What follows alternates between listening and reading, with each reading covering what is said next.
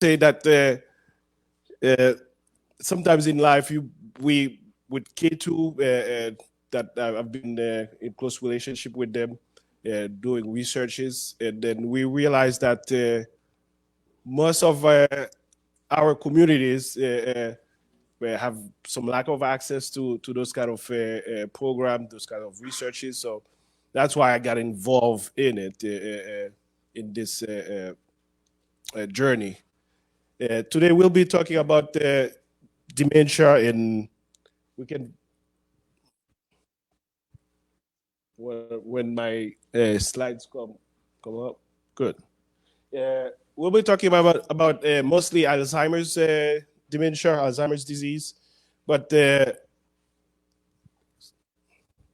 as we know, dementia. But most of the time, I have family members and patient comes to the office, and they say, "What is the difference between dementia and Alzheimer's disease?" And that's a very common question because sometimes they get confused together. They get lumped into the or one thing together.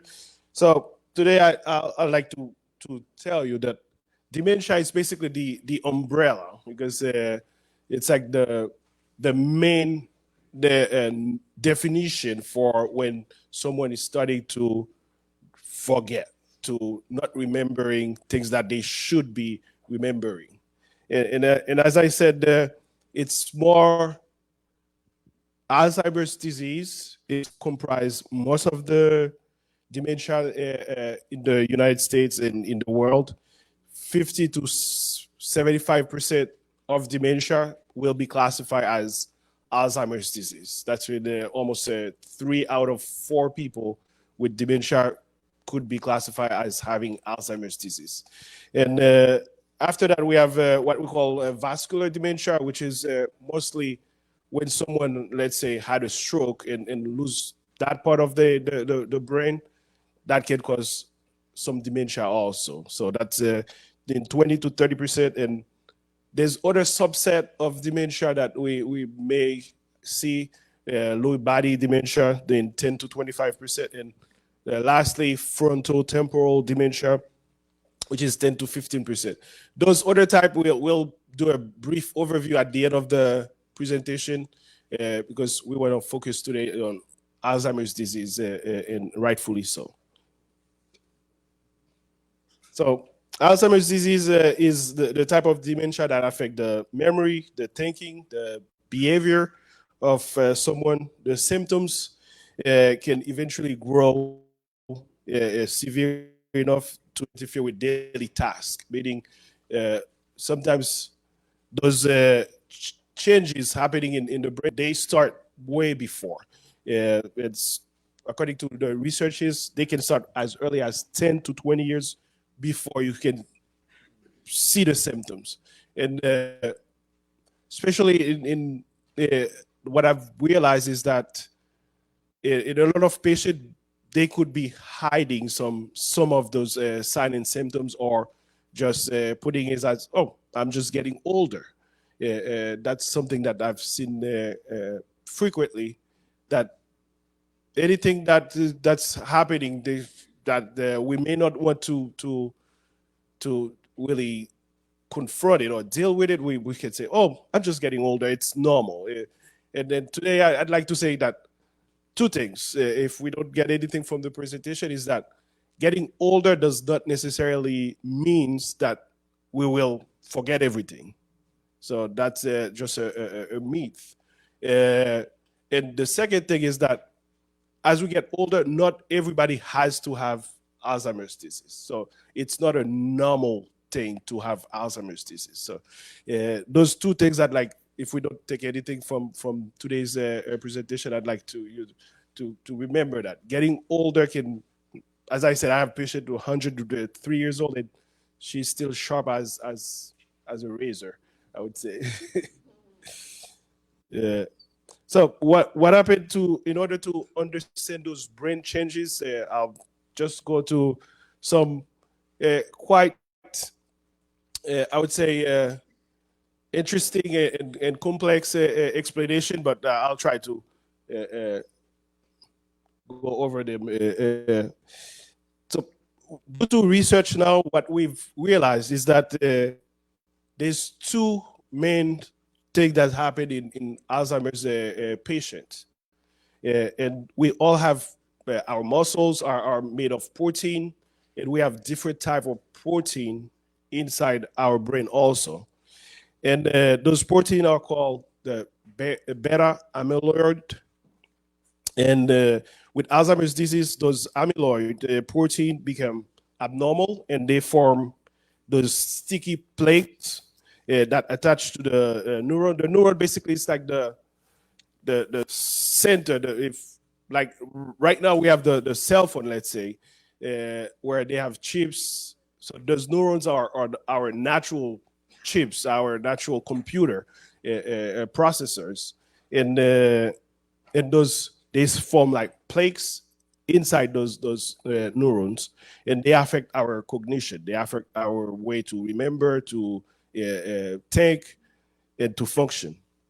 The other type of protein that we have being affected in Alzheimer's disease is what they call the tau. And they themselves they don't form plaques, but they become tangles, and with that that affects our way of thinking, our ability to think and to function when they get severe enough. And it's very important to get those two concepts. So because that's how right now we are developing a new medication to help with Alzheimer's disease.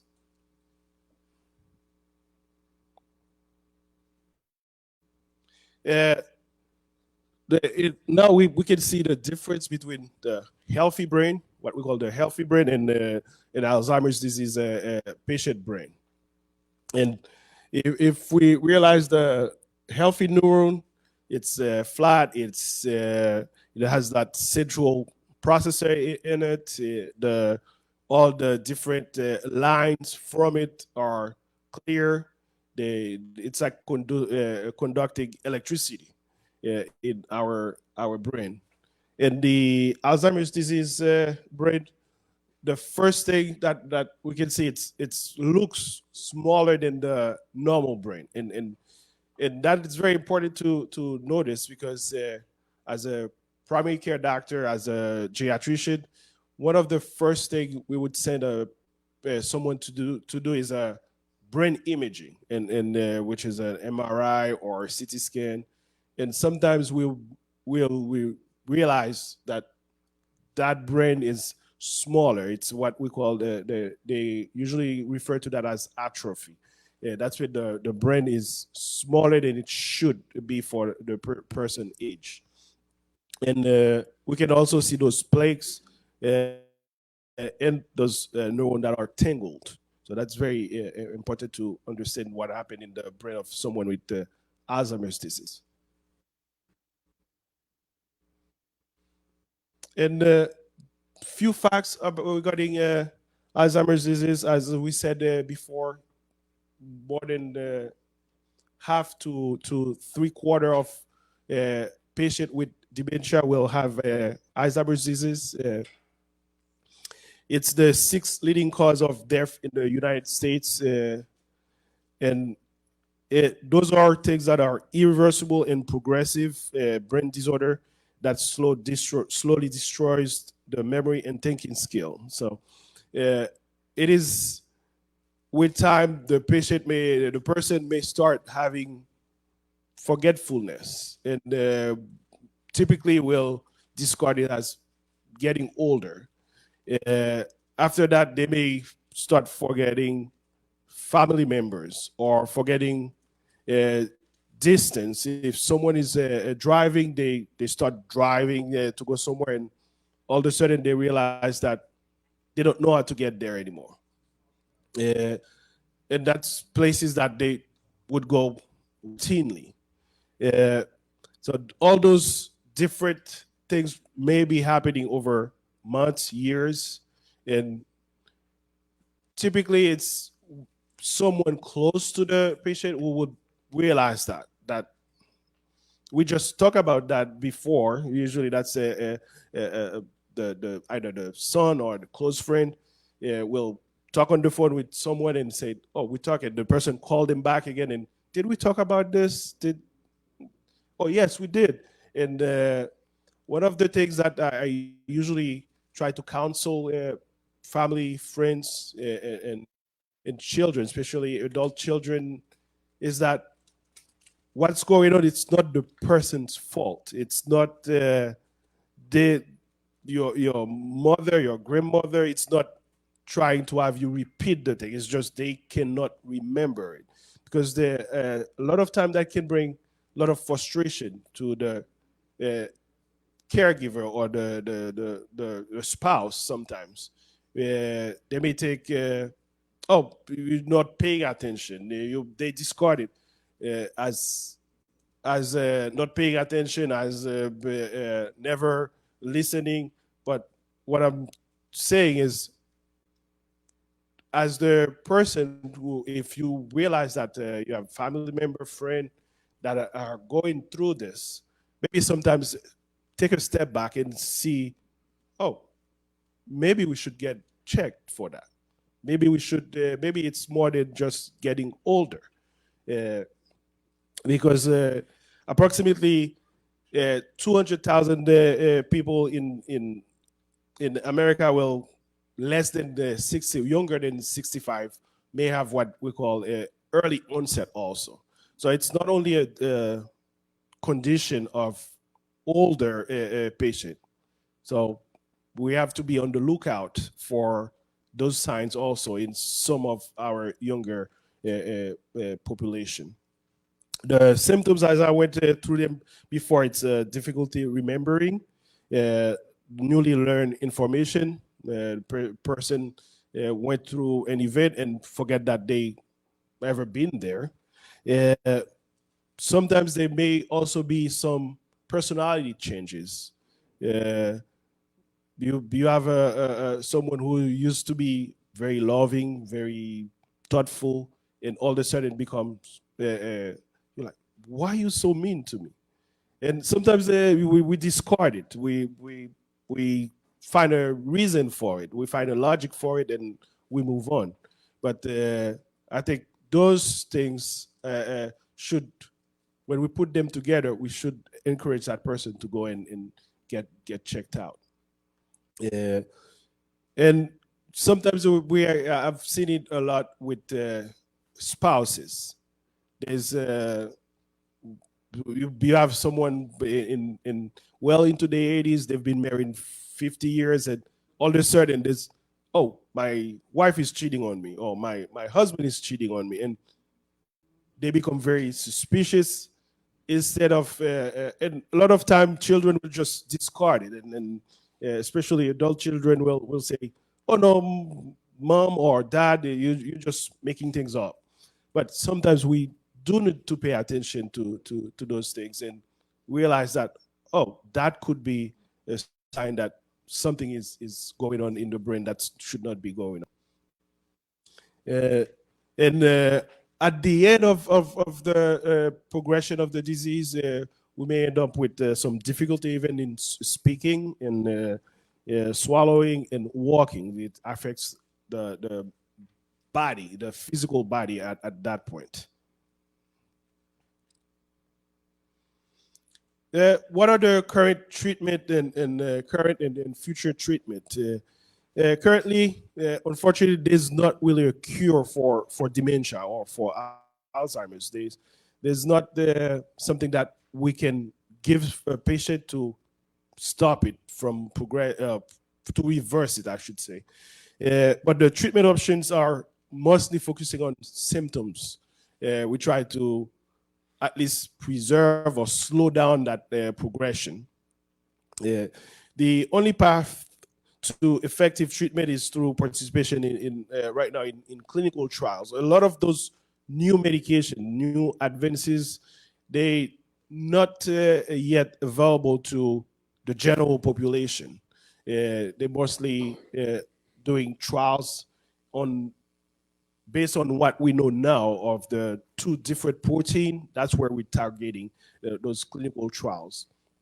And those are called monoclonal antibodies. They are currently under investigation and may help the body itself, the immune system, to target and clean up those damaged proteins in the brain. So this is where most of the focus for treatment in Alzheimer's disease is being done. We're trying to elicit because this has been done for cancer treatment, for different other type of diseases. So that's why we're trying to apply that to Alzheimer's disease now. And what are those monoclonal antibodies? Currently, I'm not gonna go to those long names, but we can see them in the slide. The things that are very common with them, the few medication that was the only medication in the past, I would say 20 years, the new medication that was probably 2 years ago, I would say. The cost of it does limit the access to most of the population. And we're talking about more than $50,000 a year for the treatment, and that's really not what the regular person will be able to afford. And the promises of that medication is when you compare it to the cost, the promises is really minimum. And that was approved by the FDA, but after a while there was a big controversy that we're not going to get into, but in general, that the medication still not available enough to the general population. But those monoclonal antibodies that are being studied with clinical researches, yes, we can still access to them, but that would require participation.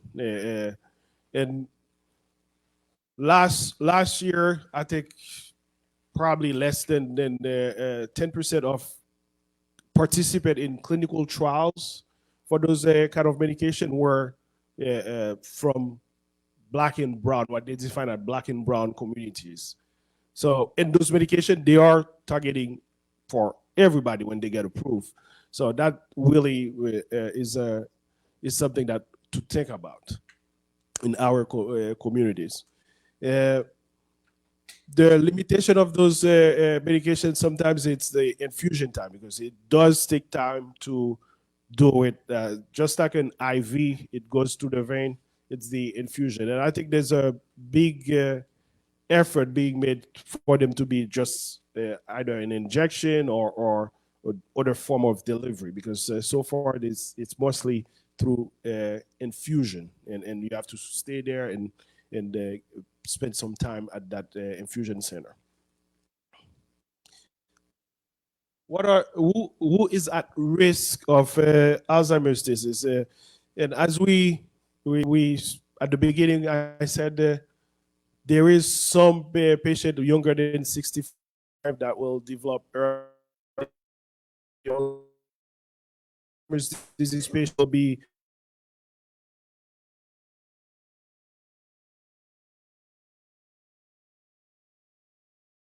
as we get older. Female patient tend to have a higher risk of Alzheimer's disease. And when you have someone in your family who had the Alzheimer's disease, it's considered a higher risk for that person to develop it later in life.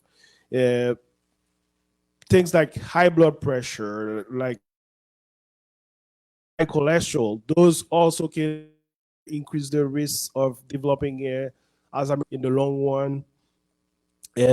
Sedentarism, meaning lack of exercise, lack of in the diet, those can also influence later in life the risk of Alzheimer's disease.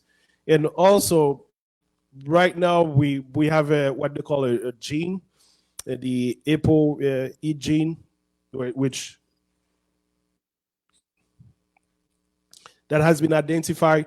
So just so we understand, because sometimes when we identify those genes, the way we present them may scare more people than help them, in the terms that having those genes does not necessarily means that you will have Alzheimer's disease. So we have to understand that. It just means that the risk is higher. That's when you have to be on the lookout if someone develop some symptoms. But it's not a 100%. I have the gene, or my family had Alzheimer's disease, that I will have Alzheimer's disease. It's not that relationship. And those apolipoprotein E, those are protein that helps control the level of cholesterol and fat in the bloodstream, and those are the most commonly associated with late onset Alzheimer's disease, and there are at least three of them. The two, E2, E3, E4, and of an individual of having the Alzheimer's disease. And it is found in 5% of the population, roughly. And I know K2 research now, sometimes they do community event and they can check. That's a swab of the cheek, and they put it in the processor and they can identify if someone carry those kind of genes. And so memory loss and aging, what is normal? Is it normal? Should not be, if you have a close friend, a family member, forgetting those names, that's usually not normal. Yes, you could be putting the key somewhere and not remember where the keys are. That could still be normal, or trouble verbalizing thoughts. That's never normal. That's when you're thinking about saying something and you cannot. Your brain is just frozen. Frequent confusion and inability to focus. Those are not normal things. Becoming lost in familiar places. Let's say you go into your kitchen and you end up in the living room, and having trouble getting around, sometimes within one's house. That's never considered normal. So those are things that should give us maybe that should get checked. And regularly repeating those statements or questions. You just had a conversation with someone, and then that person calls you back and said, "But did we talk about this?" And then later on, "Did we talk about this?" So those are things that should more or less give you some clues to maybe we should go and see the doctor. Maybe we should look into this further. So lifestyle and prevention, as I said before, we'll just go through that real quick. We have to look after the heart, be physically active, healthy diet. Typically, vegetables.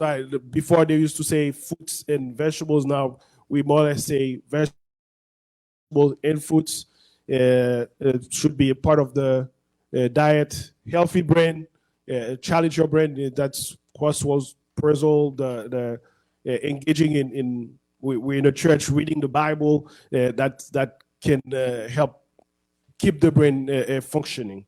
Engaging in social activity, those type of events will help talking to each other. Other type of we'll go real quick through some other type of dementia, as I mentioned before. So we have the vascular dementia. Typically, it happens more after a stroke or with long-term hypertension, when the blood pressure is very high. those can affect the brain function over time. And that's considered the second most common cause of dementia in the United States. And the symptoms, they become often obvious soon after a major stroke. The person had a stroke, and then you realize that that's not the same person that went into the hospital. That's typically when it will happen. Lewy body dementia, this is mostly what we need to remember about this is more of the confusion and alertness will vary. That's in the one day you see that person is sharp, the other day you like, is it the same person? So there's ups and downs, ups and downs. That's mostly what characterizes the Lewy body dementia. And then as far as frontotemporal dementia, that's mostly with that type of dementia, it's more of the change in behavior, change in personality. That's when you see someone become more agitated, or all of a sudden you're wondering, is that the same person I grew up with? That should put some kind of clues to have it checked, because usually that's the main problem. I would say have children coming to me and say, that's not my mom, that's not my dad. My dad would never say something like this. My mom would never say something like this. So it's not that your mom is getting older or your dad is getting older. Don't attribute it to that. Let's have it checked. That's the main focus is, if something like this is going on, maybe we should look into it. And with that, we'll conclude, because I know we press for time, and thank you very much. Just you guys being here, I hope that each one of you can at least bring one person and bring some awareness to it, to one person, and that one person bring awareness to it to one other person. And I think we can make a difference in that disease.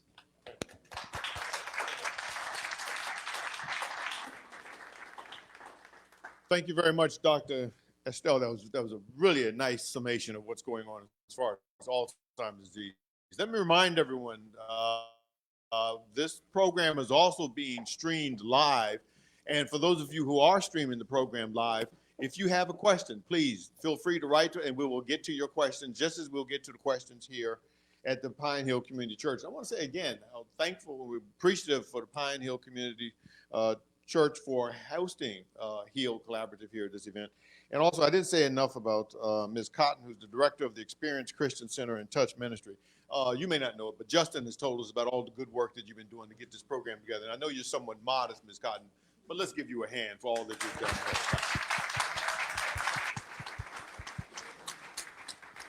For those of you who have a question here in the church, if you'll raise your hand. For those who are at home or somewhere else, and by the way, you got to teach me how your minister walks in those heels. I was very impressed, very, very impressed by that. But for those of you who have a question online, please write it in. We'll get to it. Ms. Cotton, you have the microphone, so you get to ask the first question.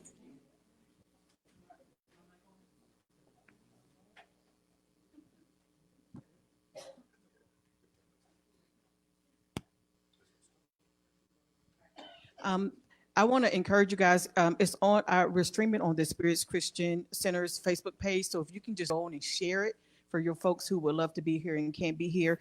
The first question I have, Doctor, you said there's not a cure. Is there a way to prevent Alzheimer's disease?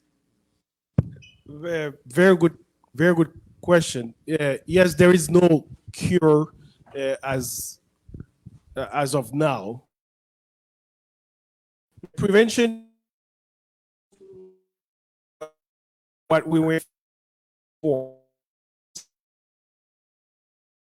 and when I say more active, is as simple as taking a walk down the block, go back, Now they realize 10 minutes, you can do 30 minutes a day, but you break it down in 10 increment of 10 minutes, 10 minutes, 10 minutes, and that can help. The diet, the type of food that we consume will help. If someone has a high cholesterol, high blood pressure, that high diabetes, it's controlling those different type of things that will help in the prevention or delaying the any onset of those kind of dementia. Thank you very much. Do we have a question back here in the back? Please, sir. Stand up. And, you don't get to sit down. You get some exercise. You mentioned the cost of the treatment is $50,000. That's kind of high. And I don't know anyone in my circle that could afford to just dish out $50,000. I was wondering, is it covered by Medicare since most of your target area, your target age group is 65? So the $50,000+ treatment, that's one medication, and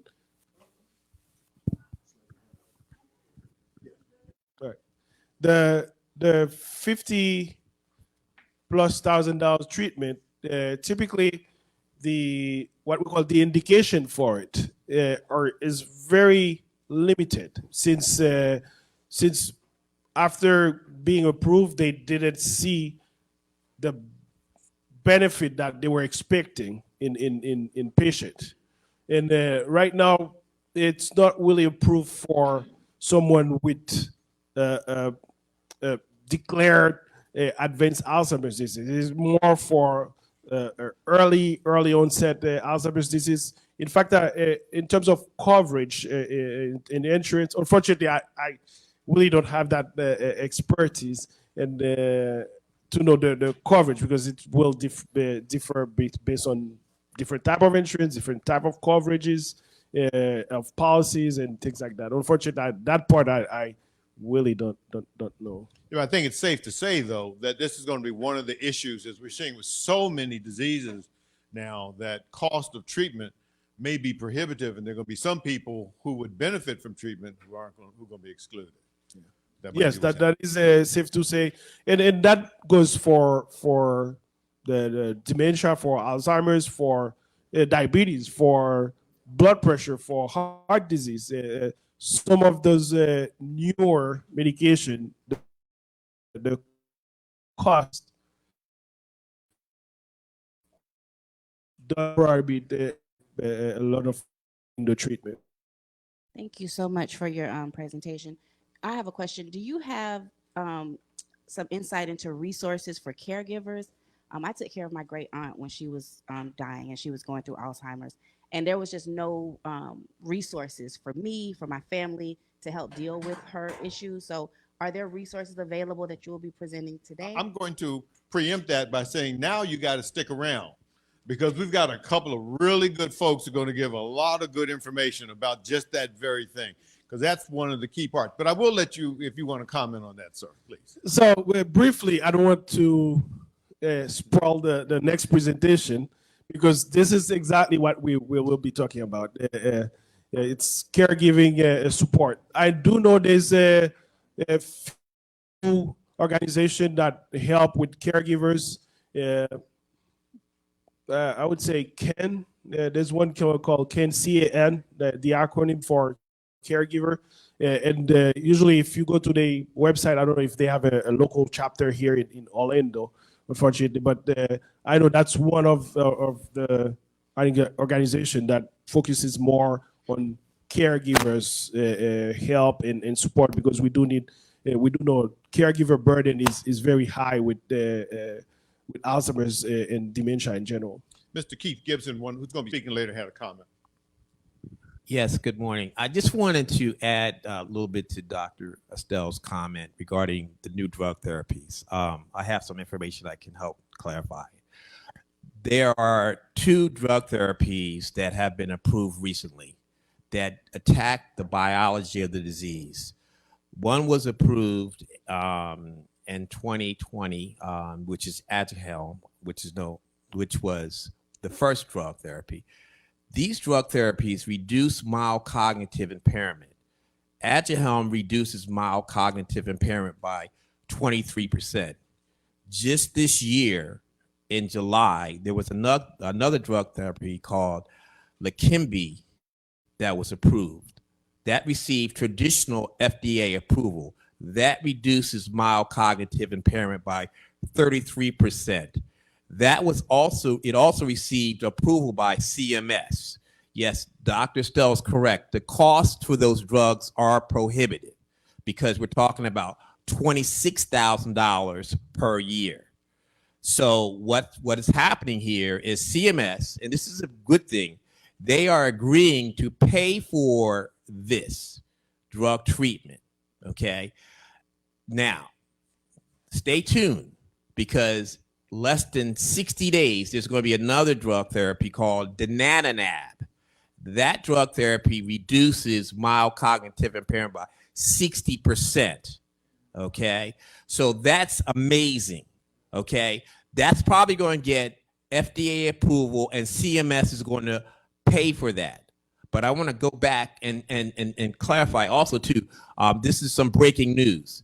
With Leqembi, okay, it's available through infusion, but they have now they're also looking at it being injectable, which is going to be very, very cost effective.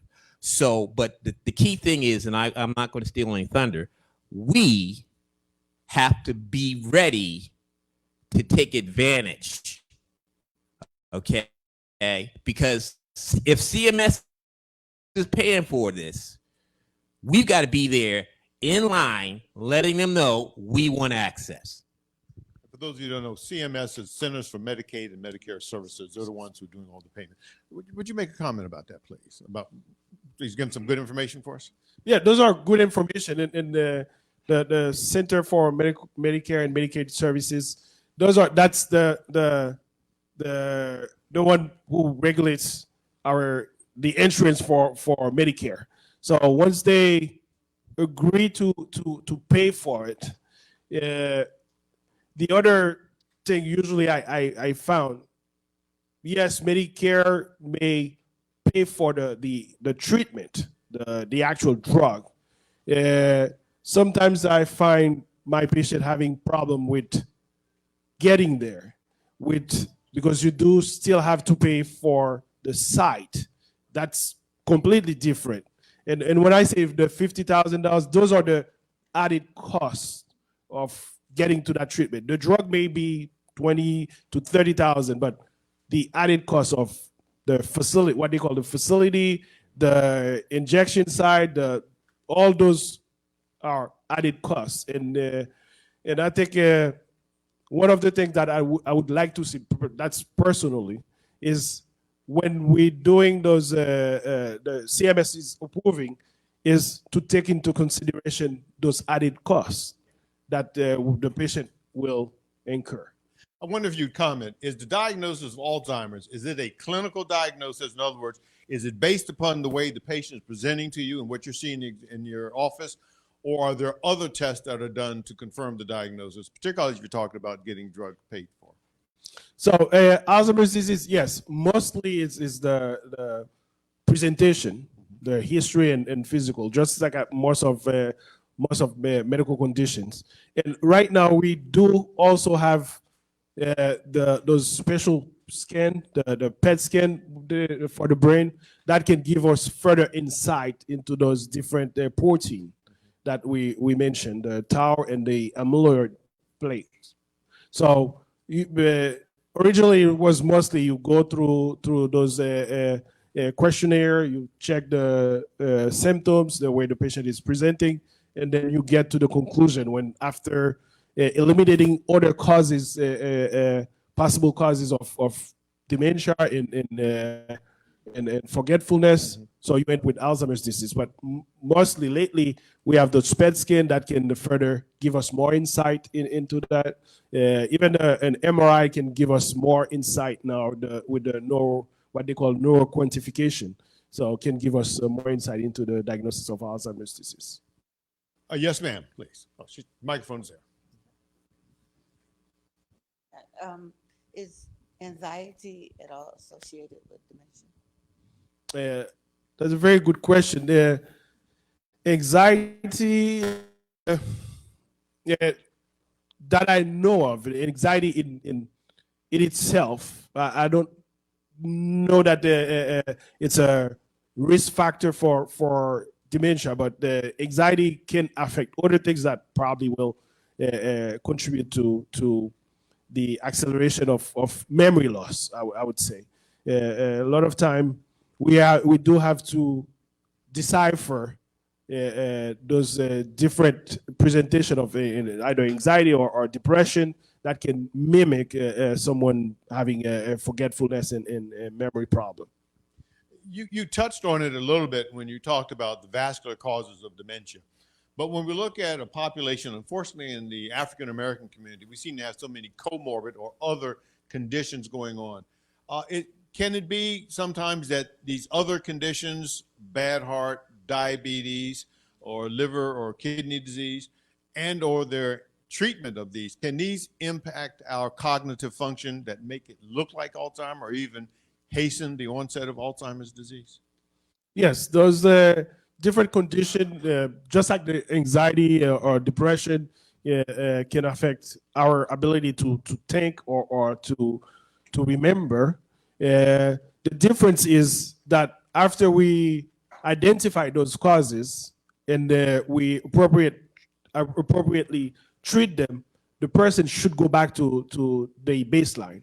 To the contrary, in someone with Alzheimer's disease or dementia, we can the diabetes can be well controlled, blood pressure can be well controlled, stress level can be down, but the problem with the memory persists. You know, we know that with various cancers, breast, colon, prostate, etc., we can do screening tests to identify someone who is asymptomatic. Same thing, I guess, with diabetes when we talk about the pre-diabetic patient. Are there any screening tests that we can do for Alzheimer's disease, and are these recommended? So the screening tests, like at my practice personally, we do those screening tests, which are the mental status exam they call, and they are we try to do them as based on age. So there's multiple questionnaire. Typically, they are questionnaire that we can go over with the patient to see where is the cognitive function is at. And other screening tests now with the advance of genetic is the swab, the identify those swab to know who is at higher risk of developing the disease. I guess since you talked to us about the amyloid proteins that occur in the brain and then the tau proteins also, is there a way to measure those things in people before they become symptomatic or even early on if you're thinking about them being having Alzheimer's disease? Yes, there is a way to detect those different protein abnormalities. The only caveat is that it is not in clinical practice usually. It is more in the side of clinical trials for those PET scan to be done. I would say the benefit of volunteering to clinical trial is that even if one person will not get accepted to the trial, they still get the benefit of having access to those different tests that can be done to identify those protein, which are PET scan usually.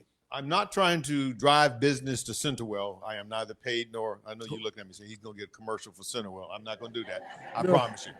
But we are an aging population. And as we look at the increased incidence of Alzheimer's as a type of dementia and dementia in general, do we have sufficient healthcare providers, be they physicians or nurse practitioners, to handle the increased demand? Because if I'm not mistaken, tell me, largest number of patients with Alzheimer's disease are still being managed not by neurologists or psychiatrists, but by people such as yourself. So do we have those resources available to us?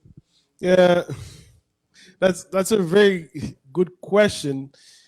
We do know that in general, there's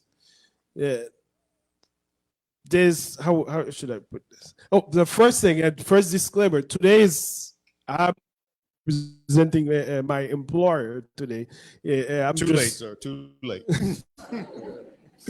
I'm here as a volunteer concerned citizen who was fortunate enough to get some opportunities in life that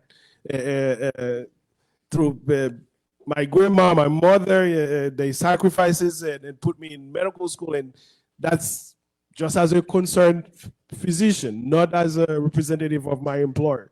Yeah, that's the first disclaimer. I should have done it at the beginning. So that's so I'm not trying to drive business. Just that's why I didn't mention where I was working. So the second part is now I forgot that. You say it can happen to me. Numbers. Yes, there you go.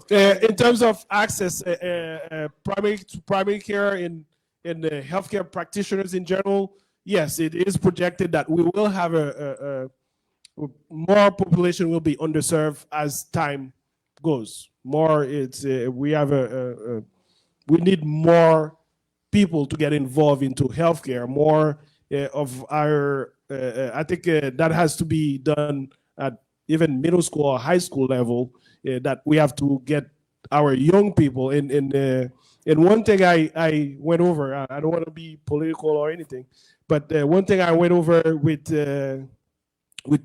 kids who we were having a medical research is that people like I speak Spanish, let's say. Spanish patient like to come to me because they feel like I can relate to them. I speak Creole. Creole patient likes to come to me because they know I can understand what they can tell me, and I don't have to translate. I don't. They don't have that barrier. So a lot of time, I think we have to go to our own local middle school, high school, to encourage our youth that are part of our community to go into those fields so they can later on, most of you are quite young, later on, when we need a doctor, that we can go to a doctor that looks like us also. So it start middle school, high school, and further college. I like the way you dug a hole and got out of it very quickly. Let's give another hand to Dr. Estelle. Thank you, sir. Thank you very much. Thank you very much, sir. Thank you very much. I'll remind you again, for those of you who are watching the program through streaming, please, if you have questions, let us know. We'd be more than happy to include those in.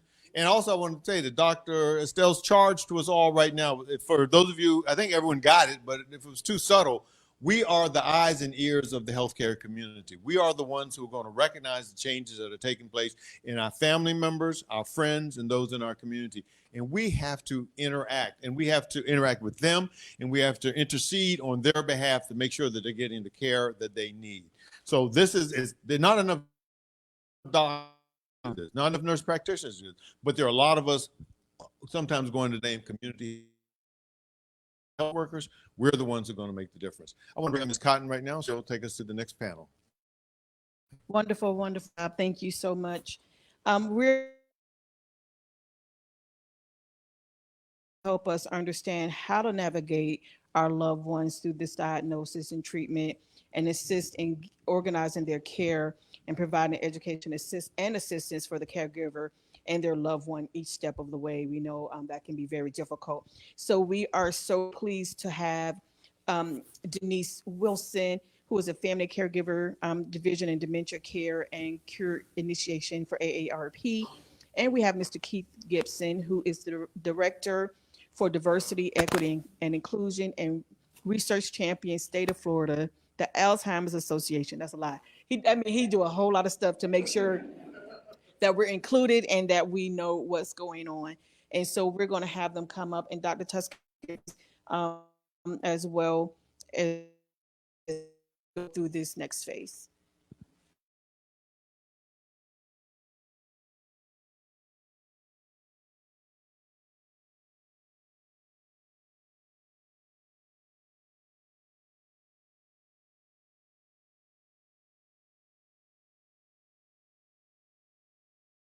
name is Denise Wilson, and I'm a very proud member of AARP. And I do represent family care, as well as I'm a representative for AARP on the Dementia Care and Cure Initiative Task Force. What does that mean? I'm a part of a committee that represents all phases of Alzheimer's and dementia care. And as I listen to these gentlemen, and I listened to all the various words that they use, I said, I've heard those terminologies before. But I was very impressed because my focus is on care. And I'd like for you to just remember that AARP is an organization that cares about all people. Sometimes people get the idea that it's all about maybe insurance or selling something, but help me out. Thank you. It's all about helping people in various ways. So a little bit about the Central Florida DCCI. Florida has the second highest incidence of Alzheimer's disease in the nation, only behind California. Alzheimer has become a health care crisis. There are approximately 580,000 individuals currently living with Alzheimer's disease in Florida. Orange and Seminole County have 30,000 approximately probable cases. And when we say probable, that means that these are the people that have owned up to it, gone to physicians, and they know that they have it, and they're getting cured for it. But just think about it. We all know people that possibly could have Alzheimer's that has not gotten any type of medical attention. So remember, it's a very large community. We have a number of partners under the Dementia Caring Task Force. I won't go through all of them, but I'll let you know that AARP, of course, is one of them. Dementia is a national public crisis. The federal building, our largest dementia infrastructure for Alzheimer Act, passed on December 31st, 2018. The BOLD Act creates uniform national public health infrastructure of a focus on issues such as increasing early detection and diagnosis, risk reduction, and prevention of avoidable hospitalization. Let us remember that. I tell you, with Dr., let me get his name right, Dr. Estelle started talking about the various types of dementia, my little eagle ears just went up, because I didn't know when I started working in this area that there were different types of dementia. And that's very important to know. So he already went over that. I don't have to talk about it anymore, but I need for you to focus on the fact there are different types of dementia. Now, some people want to know, well, what do I do when I think I need to get my family member some help? Well, there's a memory disorder clinic somewhere in your neighborhood. There are exactly 13 in the state of Florida. And those near us here in this area, and I'm just going to name the State of Florida Brain Bank, which is located in Altamont Springs, Advent Health Memory Disorder Clinic, which is located in Winter Park, and the Orlando Health Center for Aging and Memory Disorder Clinic, which is located here in Orlando. Now, where's that information? In that nice little packet that you got. So you'll see it. There's a map, and it shows you the address, telephone number, and just how to get in contact with those agencies if you should need them. Understanding the Florida Brain Bank program. The Florida Brain Bank research program is dedicated to the coordination of brain tissue donations for critical scientific research that is aimed at ultimately curing Alzheimer's disease and other related dementia. Why did I mention this? Because sometimes we don't remember that in order to get a cure, you got to be able to have the research to do so. So make yourself aware that it is a brain bank that will need sometimes help with being able to research this. Now, there's a program called ACTS 2, African American Alzheimer's Caregiving Training and support. The Acts 2 project offers skill building and support services to African American caregivers of loved ones with dementia across the state of Florida. And there is no charge for this training. And I'm just going to be real brief because in that little packet of information, you have this sheet that talks about Acts 2. The most important thing is that you can do it by telephone, so you don't have to go anywhere to do it. And it's 12 weeks. And once you've completed the program and you give feedback on that program, you will bless $9.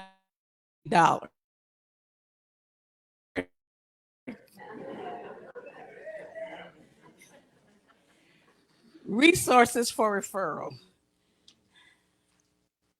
The Senior Resource Alliance is a place that you can go. And I'm just going to briefly read the names because guess what? It's in that little bag that you got.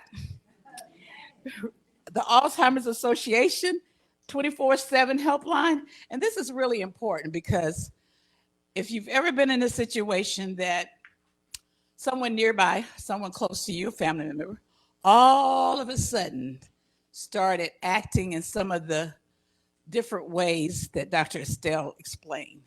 And you might need help like right away. And see, most people say, oh, I'm going to call 911 and get an ambulance. If you think along Alzheimer's, here's a number you can call, a 24/7 helpline, and they can probably give you some information real quick to help you with that situation. That too is in your packet. There is a medical ID bracelet necklace that says Alzheimer's. And that's for your loved one that you care for. Because sometimes you may or may not have experienced, but they like to walk and wander.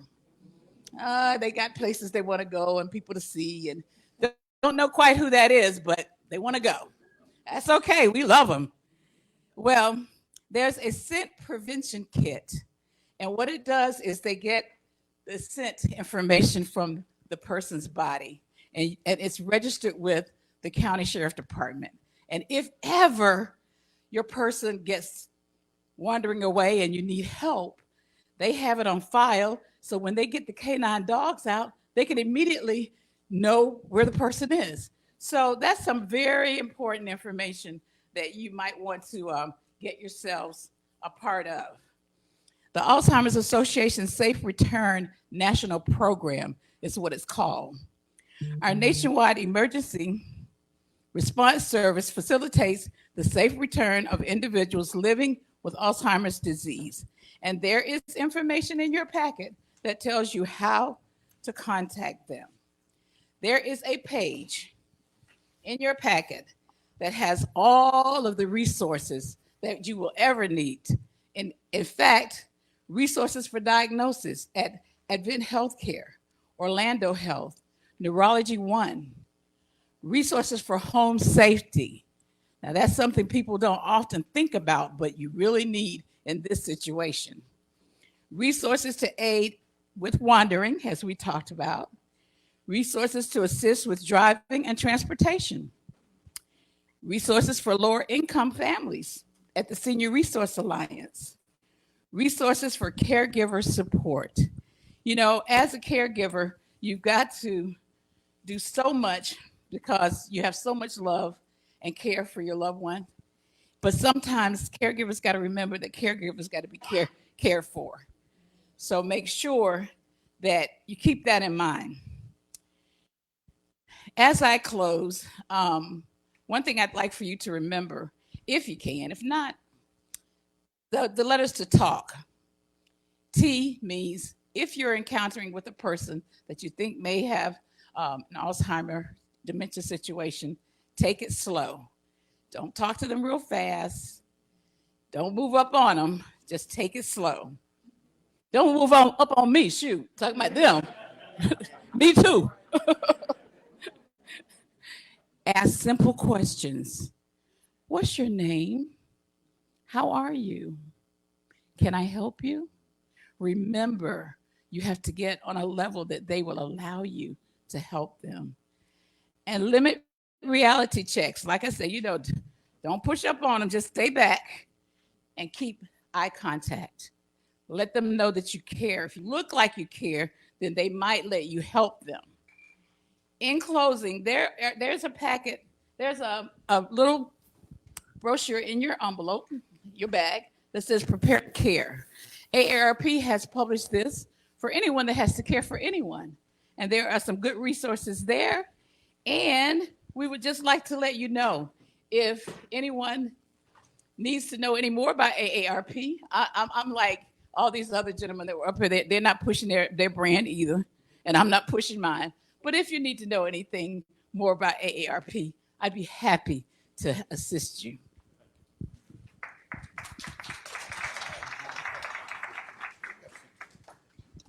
As Mr. Gibson is coming up, Ms. Cotton, you know, I know you did a lot of work on everything, but for all those of you at home watching this on streaming, and for those of you here, a lot of work goes into setting up all that stuff to make it possible to do the screening and to get the audio visual things working well. So Ozzy, man, give applause to Ozzy, who's handling all this wonderful stuff for us.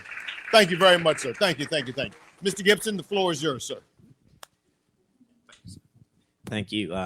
Well, I don't have anything to add. Thank you, Ms. Wilson. I mean, you just took my thunder. I'm like, okay, what can I do? She took everything that I was going to say.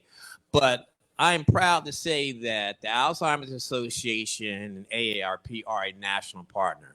So we really are about supporting all those that are affected by this disease. Just to add to some of the resources that are available to families, and all of our resources at the Alzheimer's Association are free, F-R-E-E. There's no cost to it. One of them is community education, okay? That's where we have, you know, a sales sheet of different types of programs ranging from the 10 warning signs, understanding Alzheimer's and dementia, healthy living for your brain and body, understanding Alzheimer's and dementia-related behavior. All of those programs that we offer are evidence-based, that the data, the information we're providing is all based on research. In addition to that, we also have programs that are called awareness programs.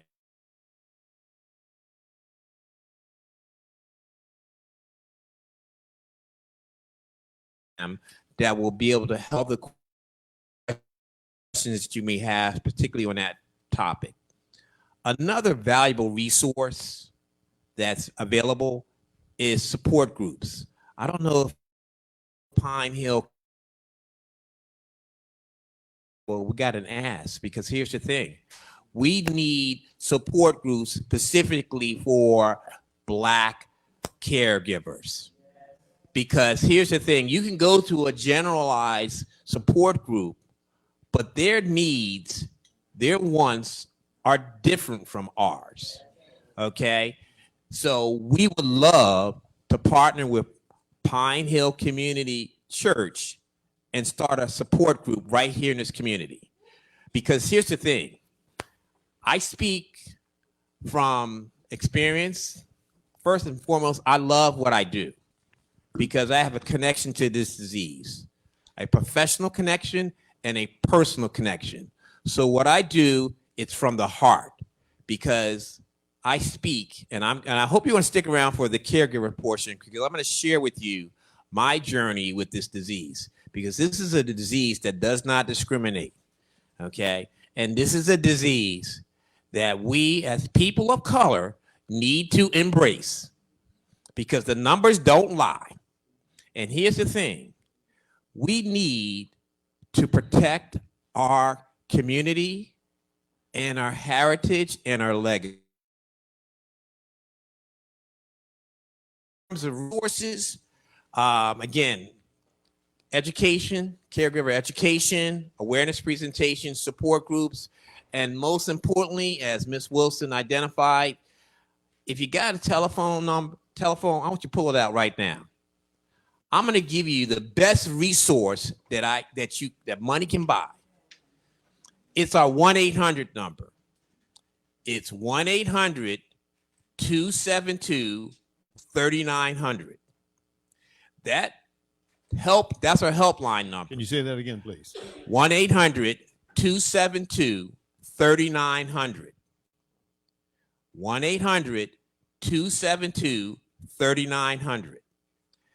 That number, our helpline number, is manned by master level clinicians. And when you call, you're going to be speaking to a live person. How do I know? Because I've called a couple of times, like 2 o'clock in the morning when I can't sleep. I just checking to see if somebody's there. Guess what? I get a live person. Also, too, in terms of the many hats that I wear, I'm also a helpline specialist. I answer calls for the helpline for the entire state of Florida. And to me, it's about you being there, listening. It's not about me talking. It's me listening to you and then providing you with the support that you need to help you. Okay, so that's one of the best resources that you can readily have available to you. Another resource that you definitely want to make sure that you have is access to your area agency on aging. That's a valuable resource because when you're as a caregiver, you're in this journey, you need to be able to have access because they have what they call a helpline number that's called 211. You dial 211 and you tell them what services or challenges that you are facing. Because here's the thing. We know that this disease has a heavy financial cost to it. And a lot of us are like, oh my God, sticker shock. How do I pay for this? Well, you can contact 211, okay, and they will navigate you to where you need to go in terms of the resources that are readily available, okay? I'm going to stop here because I want to leave time for you to ask questions. Don't go anywhere, please. I'm not going anywhere. Ms. Wilson, please come on up here. Would you join us?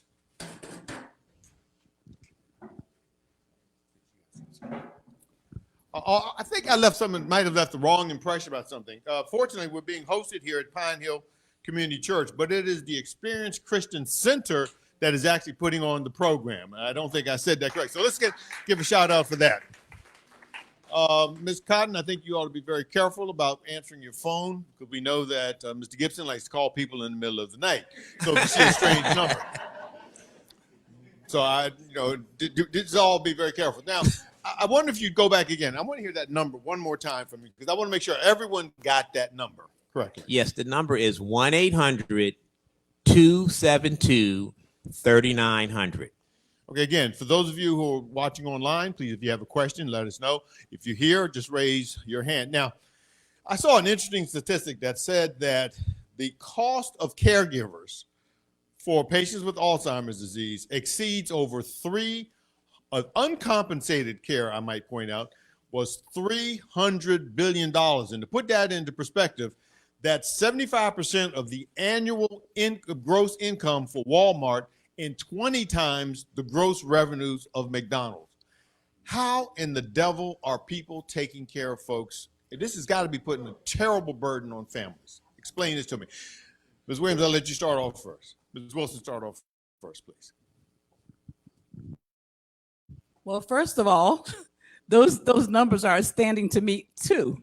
And I actually don't have any information to support what he just said, but I can tell you this.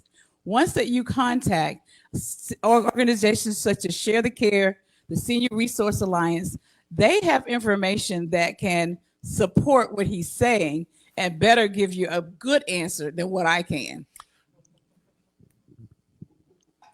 That's absolutely correct. There's actually the exact total is $347 billion. And that adds a tremendous burden to our health system. Okay. And that we're talking about unpaid caregivers. Okay.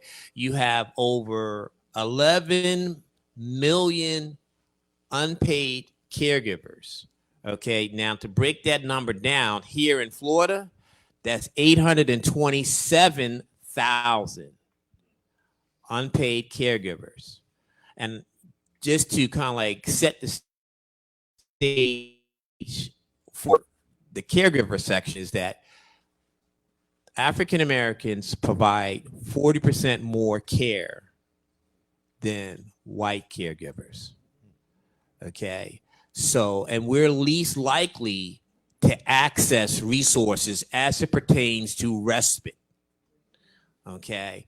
And, you know, that has to change because in our Black and brown communities, we have this thing. We don't want nobody to know our business.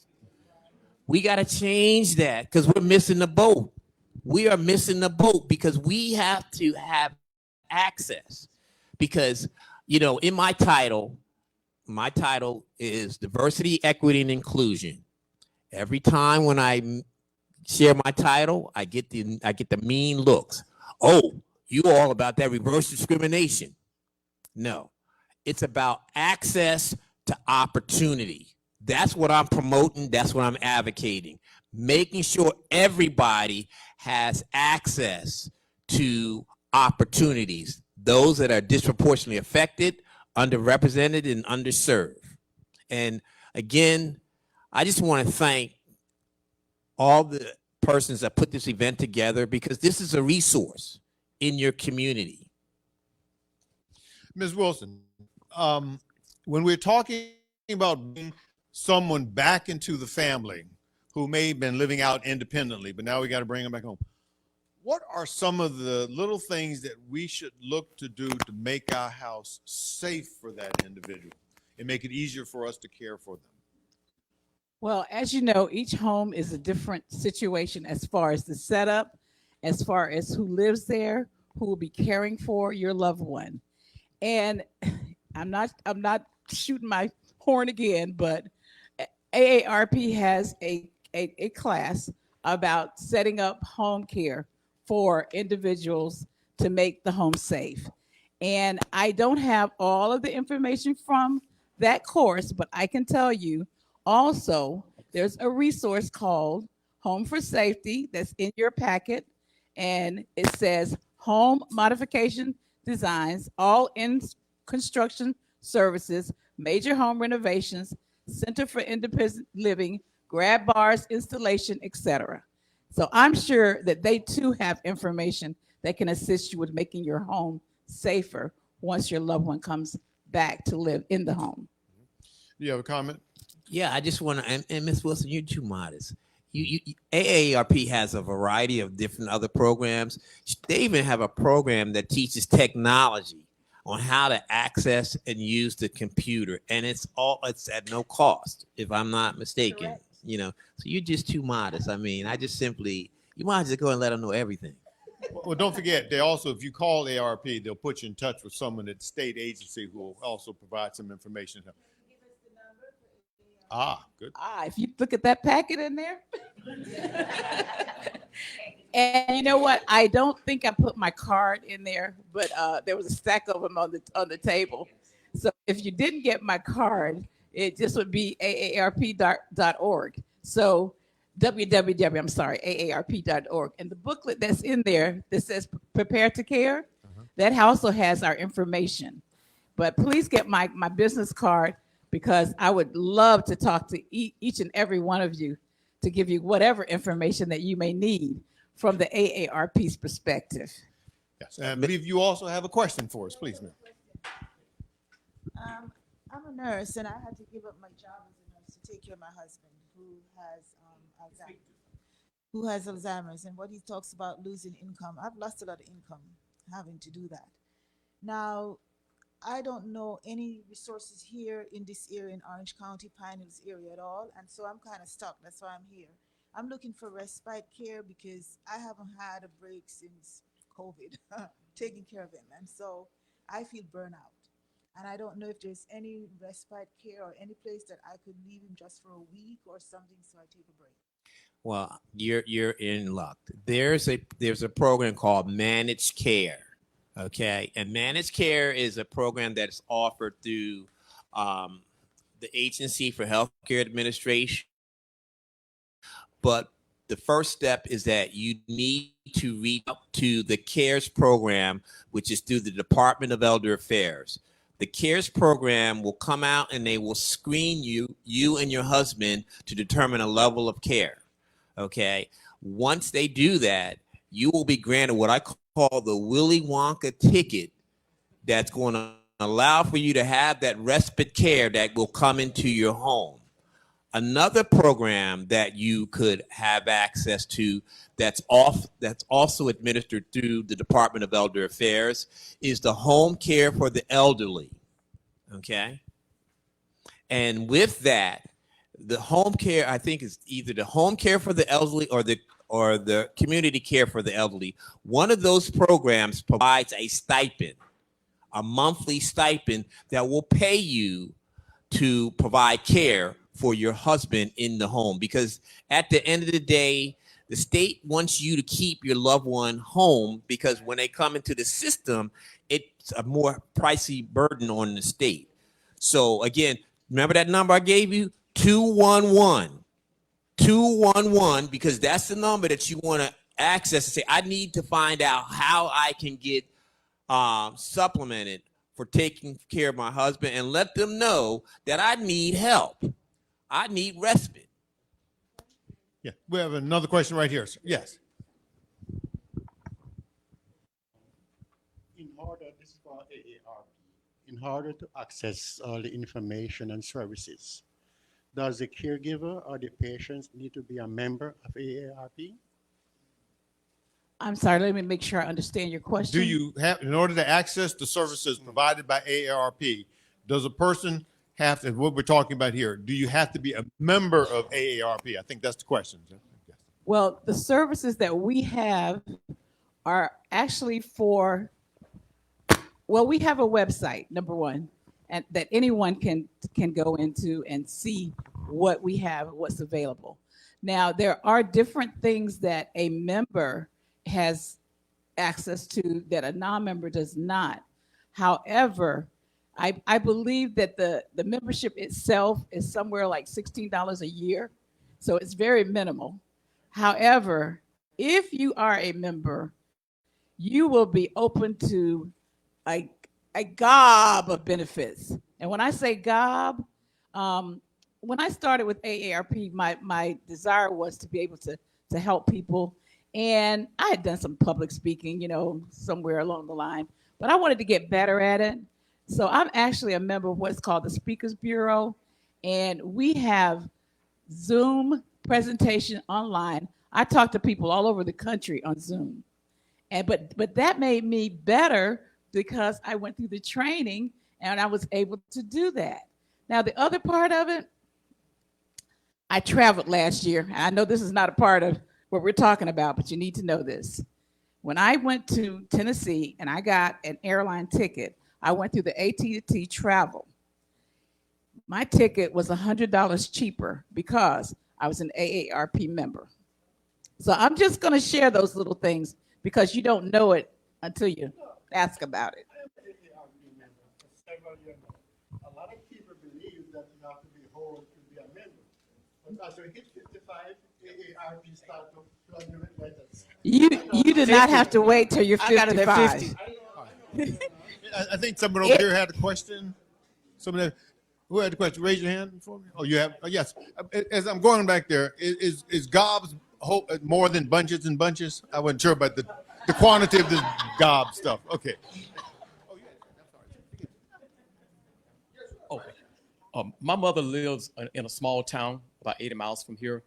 I'm wondering, when you talk about respite and home care services and managed care, what could you comment on those services in a small rural areas? Because I know living here in Orlando, we got a lot more resources. But what about in smaller areas where the caretaker is burned out? What's available to them? Yeah, what happened in small rural areas, they will probably be subcontractors that provide that service to where it's mobile. They'll come out to you because they realize, and this is one of the things that I can tell you here in Florida, that Florida is a very diverse state. Not everybody lives in close proximity to a metropolitan area. And so I can tell you, one of the things that we at the Alzheimer's Association, particularly here in Florida, we're blessed with 2 vehicles that are called brain buses, which are designed to come into those rural communities to provide that education. and also to connect you with resources that are in those rural communities, because these providers know that people aren't going to come to them. They have to go to you. So I think, reaching out to 211 and notifying them and letting them know the area, they're going to be able to connect you with the resources that are going to be able to plug into your loved one's care and service. You're very welcome. I have a quick question before you move on. Can you provide any tips to people who have to find a caregiver to come into their home? What should they be looking for? What questions should they ask to make sure they have the best person possible to care for their loved one? One of the things you want to make sure they got a background screening. That's the first and foremost thing. They have a background screening. Also, too, you want to ask them if they have any kind of dementia training. Okay, because you don't want to assume that they have it. Okay, and I'm so excited to share with you that this year there was legislation that was passed that the state of Florida has to offer a 1-hour dementia training. Okay, and I was blessed to participate in that, and this provides them. This training covers everything from soup to nuts when talking about caregiving, the different signs of Alzheimer's and dementia. All those things are there, okay, in this training. So, and it's free, and it's going to be accessible on demand, online. So, yeah, I mean, there are opportunities there, but you definitely want to also, talk to them. And basically with any caregiver, you want to ask them to tell you, and this is the most important question: why? What is your why? Why do you do what you do? Okay, and if they don't give you the right answer, thank you very much. Next, please, because that your loved one is treasure. Okay, and you want to make sure that they're in good hands, so you ain't got to worry about, oh my God, are they taking care of them? So you want to ask those questions, and being able to have a list of questions that you want to ask is first and foremost. It's like a job interview. One thing that I wanted to share also with the Acts 2 program, a lot of people have Facebook. If you go on Facebook and you look up ACTS, ACTS, and the number 2, they have a Facebook page. They also offer training on the Facebook page for anyone. And I've gone through several of the trainings. They're very interactive as far as, of course, I'm at home watching it on my laptop, but you learn so much. And they even have some patients that participate. And someone that has a loved one that they take care of, they will have that person also on that you can see them and they can talk to you. And it's very engaging. So if you think about it, and I hope you do, Acts 2 Facebook page. We're going to make a little change in the way we're doing things right now, because a lot of our questions are starting to bleed over into the caregiver side of things.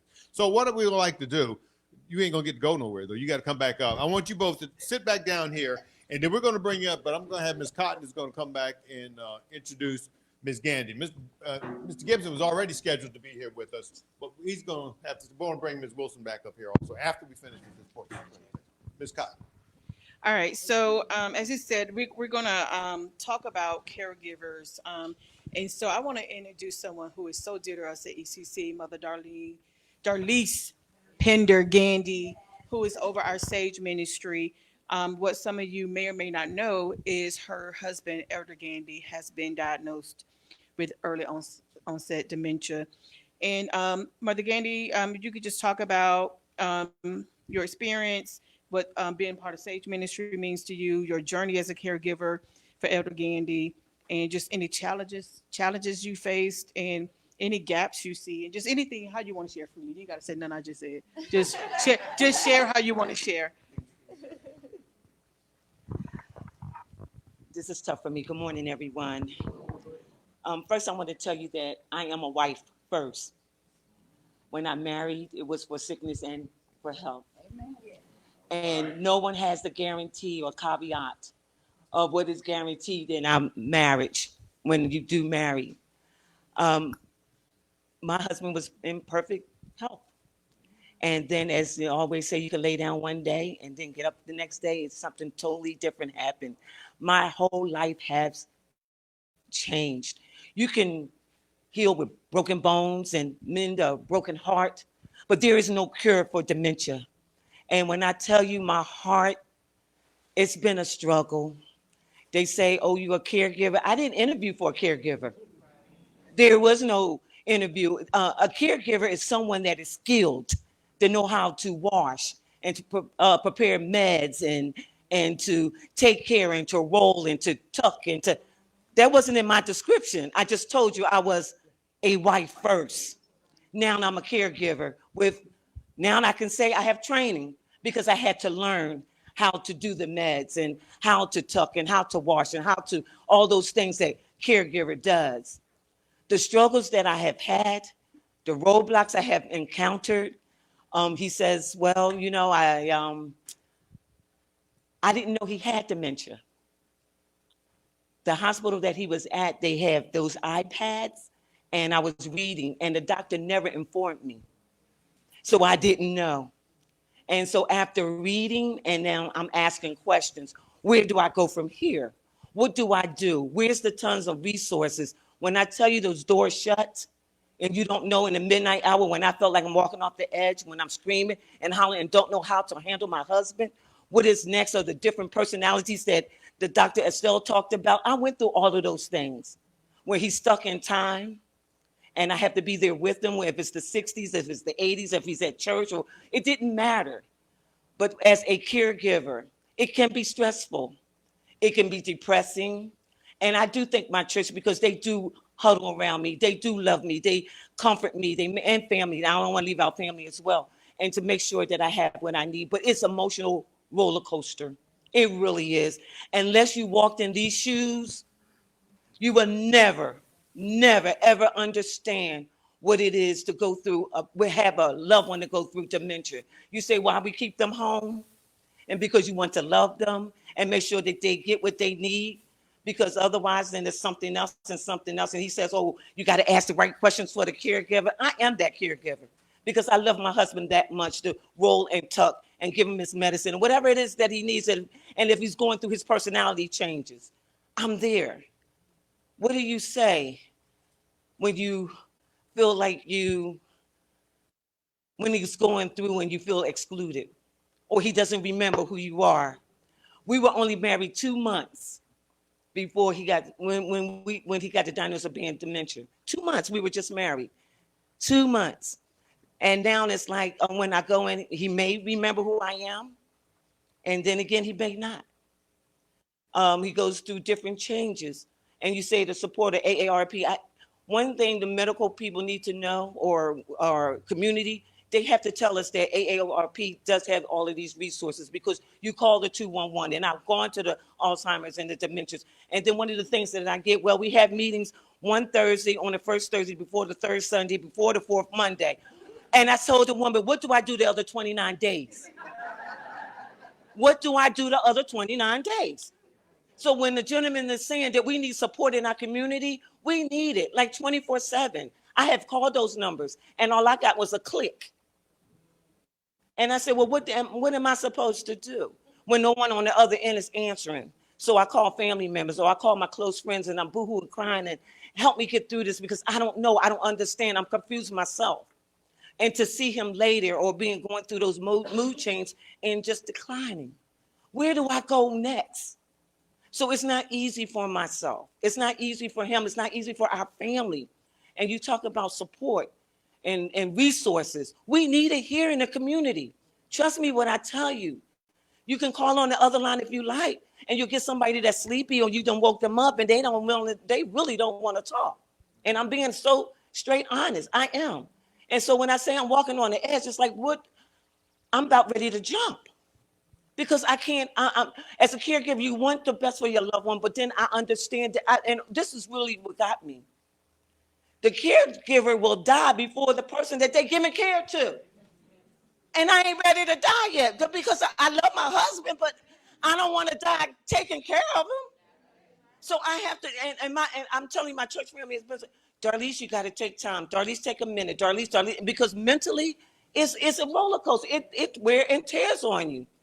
And so I don't want to be part of that statistic that I died before I'm trying to take on the one that I love. So again, we need those resources in our community to help us, to groom us, to educate us, because we don't. And this has been a journey where I had to self-educate myself to know what to do, how to do, when to do. When he goes through his different personalities, and as he said, as she said, you have to talk to them and be with them, because you got to remember now, they don't know who you are. And I keep telling you, I am from Philly. So it's like, enough said, right? So it's like, okay, but the thing about it is, like, you have to know in your mind when they're going through those different personalities, where they at and how to address them. And that's something that they didn't teach you. That's something that you do, because you don't want to agitate them. And as you saw the commercial, thank God for Jesus, my husband is not that way. He's not the aggressive. Did he have some language? Yes, a filter, yes. But they say they all do. Yeah, no, I'm being totally transparent, because like he said, we as a community, we keep everything in. What goes on in the house stays in the house. And we don't want to share and tell nobody what we have gone through. I hurt, I cry when I'm washing my dishes, or I think I'm hearing my husband coming down the hallway, and we sitting, I drink tea and he drinks coffee. He's not coming down the hallway. When I get in my car and I'm thinking, or we doing things. But one thing I know, that God is so good. He has those days when he looked like he had a 5-hour drink. And he is yapping. He had went from the time we met to the time we got married to everything and I said, God, I thank you. So it says, where they may forget, we will always remember their memories. We will, and I had that. And that's important, that we understand that, and even though he started to slip away, but God still allow us to have time. We have our date night on Friday. We do a Sunday on a Sunday. I give him a little bit because, he is a diabetic, so we still do our Sunday. But the thing about it, he hold my hand and we dance. We do those things because those are the memories that I'm gonna always treasure. So only thing that I can say is, as a wife first, and then had to be a caregiver, support those people. Let's not keep it behind closed doors. Let's share it and say, hey, this is what's going on in my house, and I need help. I need y'all to embrace me. Yes, sometimes I do shut down because you don't want to talk about it. You don't want to be bothered. You don't want to hear about it. And sometimes I'm just want somebody to just give me a call, give me a hug. And if I tear up, just know that, hey, I'm just happy, number one, that God has blessed me to be alive another day. Because whatever happened yesterday, tomorrow is a better day. Today is a better day. And that's my motto. So before I finish, I just want to, if I have time, do I have time? You do. I just want to read this quick poem real quick. Please allow me just to do this real quick. It says, I'm still here. When my light begins to fade and I am hard to see, no, I am still here, worthy of patience, love, and dignity. As each day I grow more silent and my words slip away like sand, no, I'm still here. Longing for you to talk to me, sit with me, hold my hand. Remember, I am still here.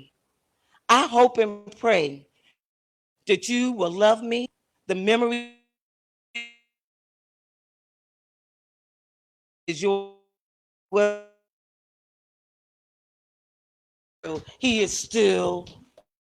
Thank you for allowing me to share. Now, Ms. Gandy, while we're bringing everybody back up here again, I just want you to know your church members got their heads in the gutter, because when you said Sunday on Sunday, you give him a little bit. You should have heard the crowd.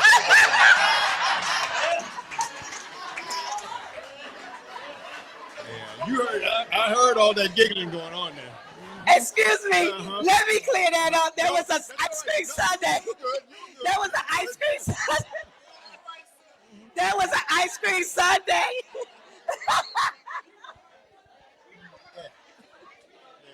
They say they know me. Wait a minute, if you know. See, everybody. Now, the other question. Trust me, it was an ice cream sundae. Call it what you want. The other question I got for you. I have no words. Now, Ms. Gandy. Ms. Gandy, you said you're from Philly, so I'm gonna give you a test on being from Philly. No. What kind of cheese do you put on your cheesesteak?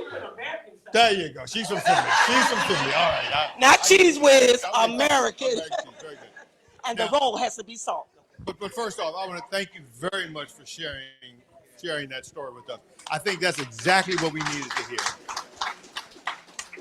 Now, I'm going to start with you because if you remember, we had the question from this young lady about who's in a similar spot as you.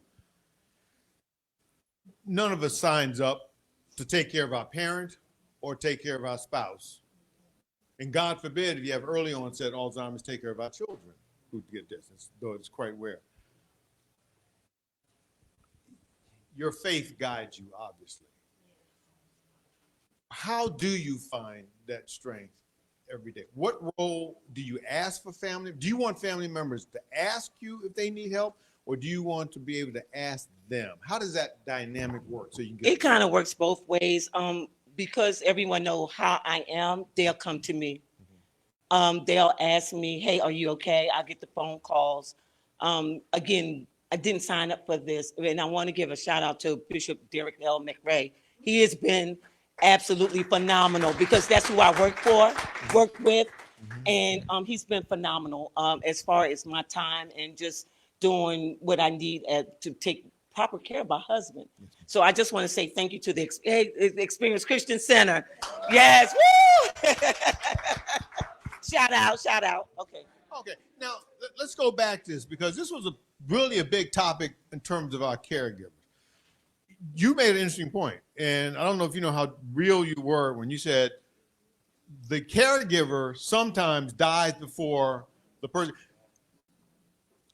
In that first year after the person dies is one of the highest mortality rates for our caregivers. It's because you're just worn out, physically worn out. Because remember, this is the disease that starts and gradually picks up speed. And just because a person has Alzheimer's disease, once they get to later stages, they may still live 3, 4, 5 years. And you're left there, everybody else has gone away, and it's just you. So let's go to our resources. Where do we stand for that respite care? Where do we stand to help the caregiver? I want to go over that again because I think it's so very important. So start with you, Ms. Wilson. I'll begin again by speaking about the Acts 2 program. And the reason why I say that is because it's going to be a one-on-one training with you and the Acts 2 personnel. And you'll be able to ask questions. You'll be able to let them connect with you individual because everybody's situation is different. And they will be able to give you directions as to if you're like my sister here and just says, I'm about to lose it, what do I need to do? They'll be able to tell you some things that will help you. And I would begin there because that program is going to give you more information. And it's also sponsored by the African American community. Yes, we're different. Our situations are different. That's why we have to focus on who we are. So just make sure that you do look at this training, not just for the $90, but it's going to be nice. Remember, I told you when you finish it, get the $90. Okay. But just make sure that you know that the Acts 2 program is directed specifically for we African American caregivers. Keith, before you answer, I want you to answer this question not as a representative from Alzheimer's disease. I want you to answer it as the caregiver. Well, Sister Gandy, you my homegirl. I'm from Philly. Oh, God. I'm from 22nd and Susquehanna. Oh, no, I'm from 25th and Diamond. Oh, hey! And you know what I'm talking about. I know what you're talking about. What you kind know, of cheese do you put on your cheesesteak? I'm gonna go one step better. You got a choice between Pat's and Gino. Oh, okay. Those are the two places. Okay, so they don't know about that. They don't know about that. But to me, this is personal because I was a caregiver for my brother who died at age 54 with vascular dementia. What triggered his vascular dementia, he suffered two major medical events at the same time. He suffered a massive heart attack and a stroke. I never forget this. I got the call. He said, Keith, you got to come home. Ronnie's in ICU. He ain't going to make it. When I got there, they had him all plugged up and everything. But I didn't leave that hospital room because I was praying. And I'm going to tell you, God is good. Because 3 days after I was there, my brother was out of ICU. The attending ER physician came in and said, I didn't think he was going to make it. I said, sir, no disrespect, but you ain't God. And I said, now we talking, I need you to make referrals because there are two diagnoses for the disease, definitive and probable. Probable involves 3 doctors, the primary care physician, the neurologist, and the psychologist. The primary care physician is critical because he or she makes the referrals to the neurologist and to the psychologist. My brother's doctor, when I told him, I said, I need you to make them referrals, he looked at me like I had 2 sets of heads on my shoulder. I said, no, sir, I need you to make the referrals. He said, for what? His heart is severely damaged. He's paralyzed on his left side. So we're going to send him to a skilled rehab to rehabilitate him for his left side. I said, he has changed cognitively. I need the referrals. Going back and forth, it got heated. He finally gave in because I was not leaving until we got that. And I'm the youngest of 9. My older sister said to me, she says, go baby brother. I didn't know about that stuff. You know some stuff. I said, honey, this is all God. When he got the diagnosis, okay, you know, in families, I'm going to be honest with you, the big drama.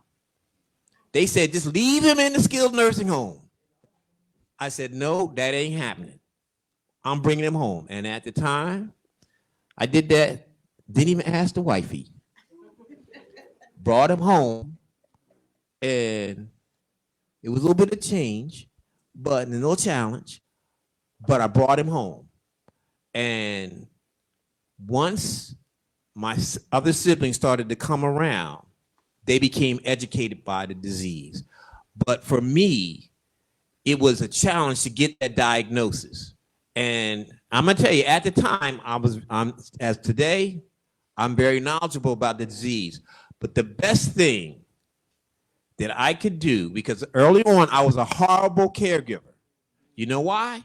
Because I was too busy focused on the disease and the fact that there was no cure. Okay? So it was gloom and doom. And believe it or not, they read you. My brother was reading me. And I'm going to tell you something. There was days my brother made me cry. There were days that he made me cuss. Okay? Because he was mean. But the moment that I pivoted to the fact that that was my brother and I'm going to love him regardless of the disease, guess what happened? He changed and became more manageable because it didn't matter. My other siblings, they didn't understand the fact that we was hanging out in the 60s and 70s, talking about stuff back then and there. That made my brother feel relevant. You know, Sister Yandy, I'm going to tell you something. Record him. I recorded my brother. We had interviews, and I would have him tell me, I said, tell me about that time when you and Craig got in trouble with mommy. And he would tell it, and boy, oh boy, he lit up like a Christmas tree because he felt relevant. But it's the love. Until they find a cure, love is the most powerful emotion. Love on him. Because I loved on my brother. And you know what? Because his heart was severely damaged, okay, and this is what happened. My brother, one of my older brothers, flew him back to New Jersey. he had a panic attack. That panic attack triggered his cardiac arrest. And that's the heart attack is what killed him. But my brother died with vascular dementia. Okay. And that's the key thing to understand that this is a journey that you will go on your own, but you got to seek out for resources. And thank God that my older siblings decided, you know what, let me help my baby brother out because he's doing stuff that we should be doing and taking care of my brother. But it's so important that you seek out help because it takes a village and we're better together. So that's the key thing. You ain't in this journey alone, you know? And I'm gonna give you my card. Do we have any questions from the floor, or do we have any questions out online? Oh, I'm gonna go here first, and then we'll come to you. Yes, ma'am. Please. Statement. Do I have to stand up? I am a caregiver. I've been a caregiver for 20 years. I love it. I have my own business since COVID came because people didn't want you running back and forth and, you know, being with different people. So I am available for help, not for pay. I'll help. I'm all over the place. I don't mind. I love it. I'm single, so I can do it. And I've taken care of 5 people at one time. I had to do the medications. I had to do the cooking, the activities, the ADLs, talk with the doctors and the nurses who came. Now I'm solo. I'm by myself. I don't have employees, but hopefully one day I will. And this is kind of like helping me to get centered on more the target that I want. It's called co-ed living, caring, offering excellence and details. And so I have a lady now. I have to go back to when I leave here. I've been with her for 3 years. I did her friend before that, and the friend of hers before that. They have gone, you know, died and gone on. So what helps me is to know that people are souls. You're a soul. And so when I target that this person is a soul, then I can treat them with the utmost respect because they're a soul. They belong to God. Amen. Amen. Amen. Yes, ma'am. You had a question, please. You just want the microphone.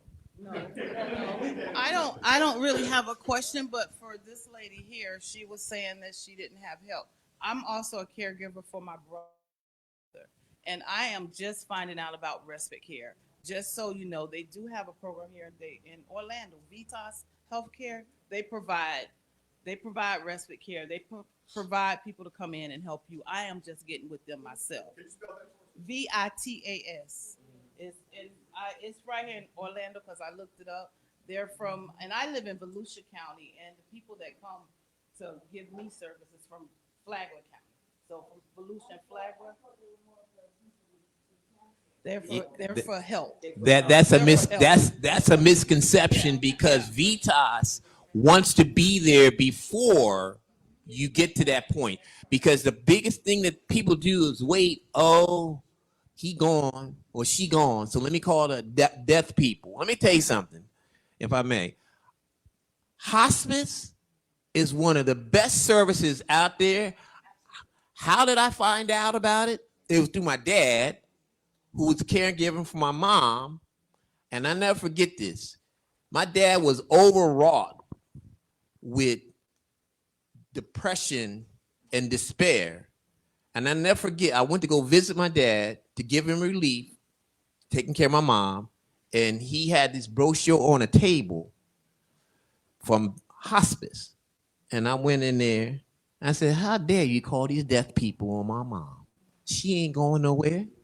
This is a big guy. He started crying like a big baby. He said, well, they're coming tomorrow morning, so I'm not canceling an appointment. When the lady came in there, she disarmed me. And that was one of the best services that I could have ever had for my mom, because not only did they help us with the transition, but then after the fact. And that's why people and we need to look at them as a viable resource before they get to that point. We have another question here in the audience. We'll take a question from online. So similar to what you were just mentioning, is there a situation where it's better to catch it early on? I know currently, like, my grandmother is being watched for early onset, and my family is preparing for that because my grandmother is the matriarch of our family. So she has no other siblings. She has no one else other than her children and her grandchildren. So is it a situation to where if it's caught earlier, there are things that you can do? Because now we're kind of moving into that voluntold situation where we're becoming caregivers, and we didn't sign up for this as well. So what do you do when you're brought into this situation and it is early on and she hasn't, it hasn't grown into a worse situation as of yet? Can I say something real quick, Malik? The only thing I would tell you is try to get educated as quickly as possible. Educate yourself and then make those action plans. For me, my day changed from day to day. I never know. I never know, but I'll go with the flow of what it is. But for early detection, I would say educate yourself and just kind of go with the flow and get as many resources as you can. For me, I had to self-educate myself because I didn't know where to go, how to go, when to go, and then even calling some things, those doors closed on me, and then I had to go other resources. So just get educated. And sir, if you have that white bag with the information in it, there is a pamphlet in there that's from AARP, and it says Prepare to Care.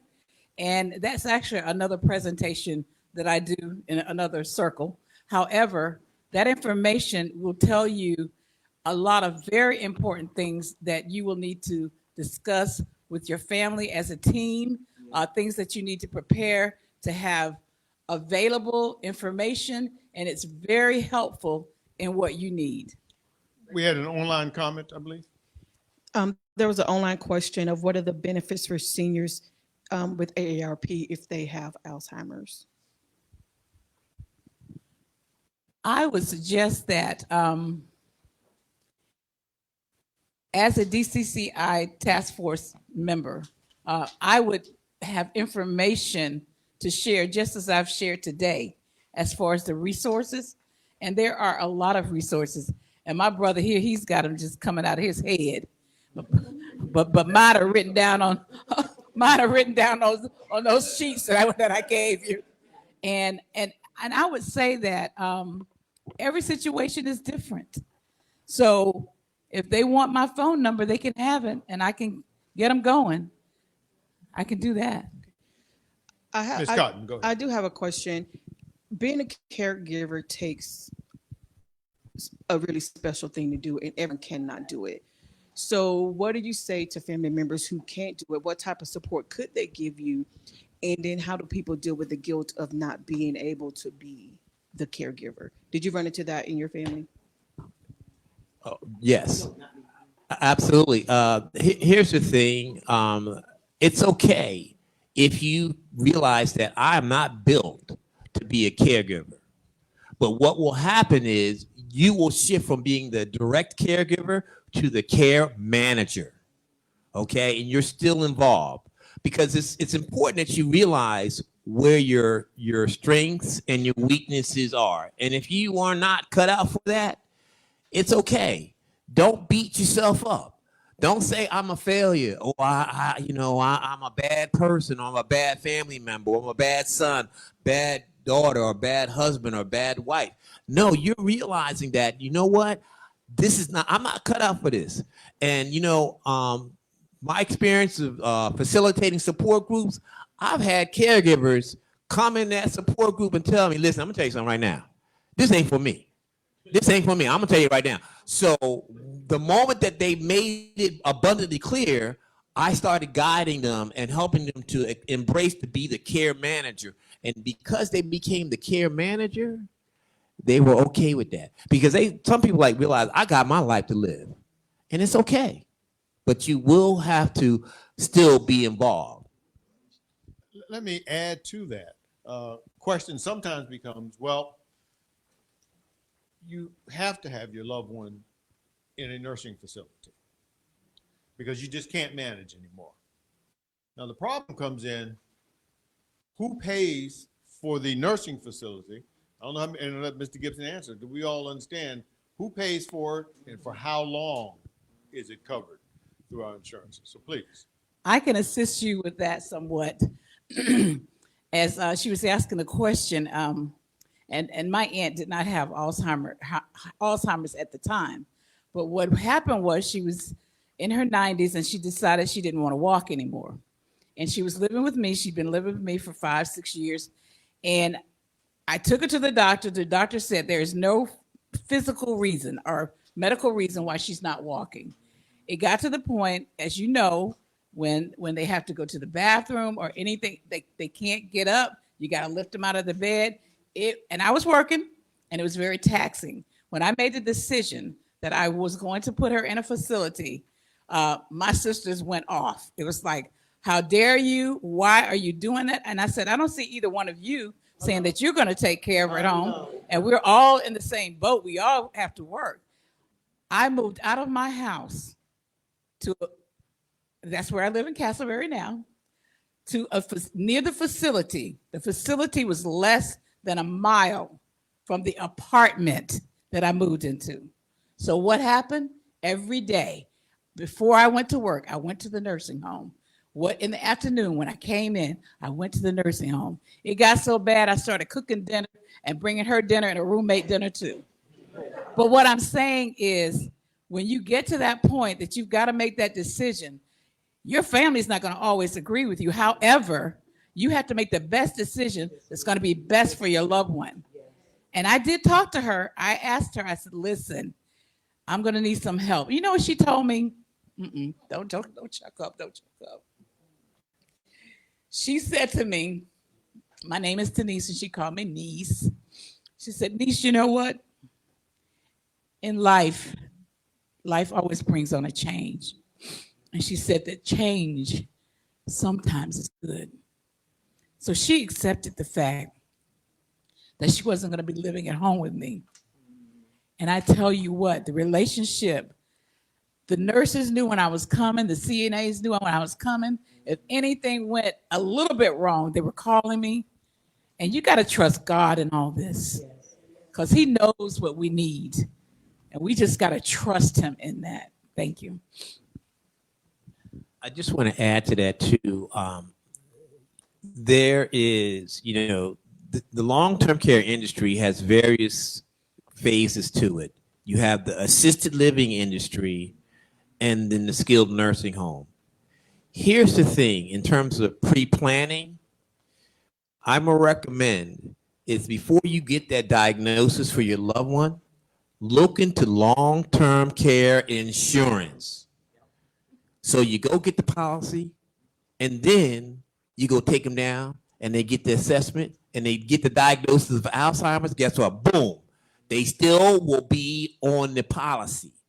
Long-term care insurance will pay for their stay in these facilities, okay?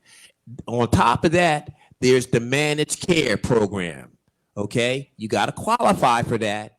That pays for services, not housing. So the combination of the long-term care insurance policy and the managed care will cover that, okay? Also, too, if I can give you some suggestions, there are small assisted living facilities. They're 1 to 16 beds. They are very affordable. The owners are there on site versus these big box ALFs that are 17 beds or greater. The owners live in Texas, California, Hawaii. They don't have a clue about what's going on in their facilities. So the smaller facilities are the ones that are more adequately equipped to provide what they call resident-centered care, staff-centered care, because those big box ALFs, they have one staff person taking care of 20 people, and then they wonder why they can't get people to work in there because they burn them out. Long-term care insurance is something to look at and be very, very careful when looking at the policy. because very often these companies will end the policy suddenly and you're out all of the money that you put into it, or they may not cover the services that they always say. I think it's very prudent for all of us to, if you don't have a financial provider, and to get somebody local, not to go somebody who, as Brother Gibson said, who's in Texas, California, or Philadelphia. Watch the Philadelphia people. But he said Hawaii. Oh, I'm sorry. I heard Philly. But you want to watch out. But no, but very important, because one of the things we have to remember, there's many of you are probably, you've already gone through this, and I'm sure you have, ma'am, who take care of it. There's a thing called spin down. Because when you get into a nursing care facility, Medicare will cover 6 months if it's a skilled nursing facility, not for housing, as pointed out. But at the end of those 6 months, you got to go on Medicaid. And remember, if you go on Medicaid, you got to spend down your money. Otherwise, someone's going to have to pay things back. So one of the things is, if you trust your family members, how well do you trust your children to start sending your assets over in their name at least 5 years ahead of time? So that do a credit check. Yeah. Do a credit check. I mean, but these are things, but I think it's something we need to talk to. A lot of times, unfortunately, we don't talk about illnesses and we don't talk about finances. And consequently, these are some of the things I think we really, really need to do. Yes, ma'am, we have one other question here. Yes. Well, Oh, you sit down there. yeah, I got my little wheels over there. Sorry. But I just wondered, in terms of dealing with maybe Alzheimer's, dementia, or whatever, because my daughter is my life giver, so to speak, but through God. But I was wondering about, does she need to get like power of attorney for me? Let me add to that. Power of attorney. The question was, need to get power of attorney and also medical healthcare surrogate. Yes. Yep.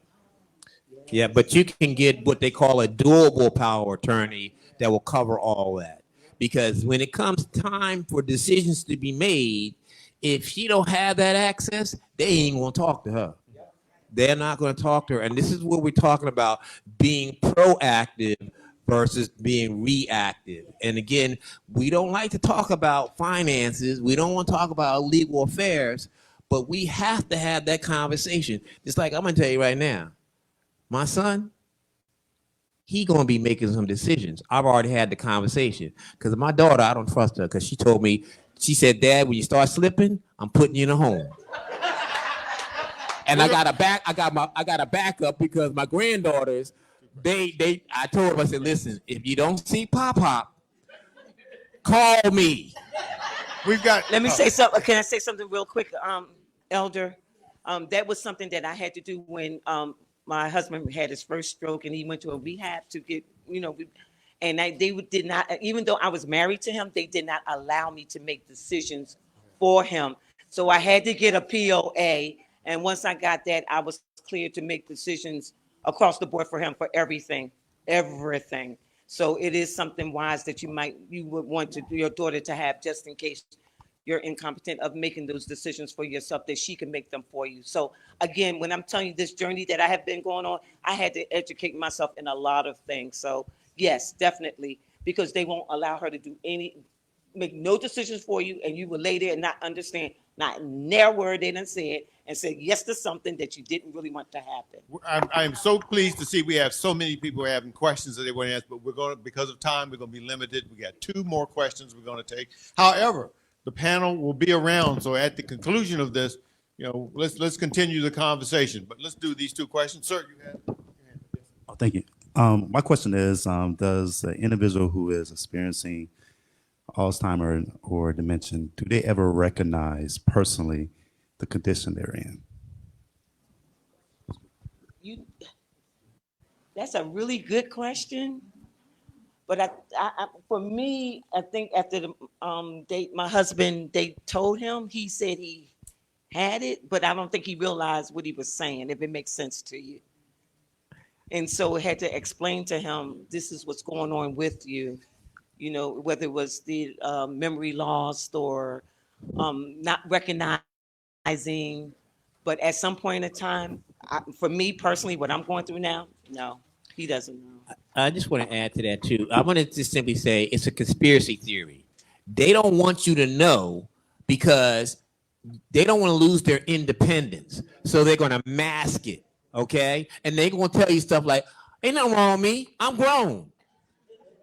So that's natural because they want to try to remain as independent as possible. But that's why it's so important that even if you suspect something, we're going to have a conversation together so that they don't feel as though that they're going to lose something or you're going to take something from them, because you got to let them know that we are on this journey together. And the moment you let them know that, then they're going to feel comfortable, say, well, you know, I've been having some challenges here.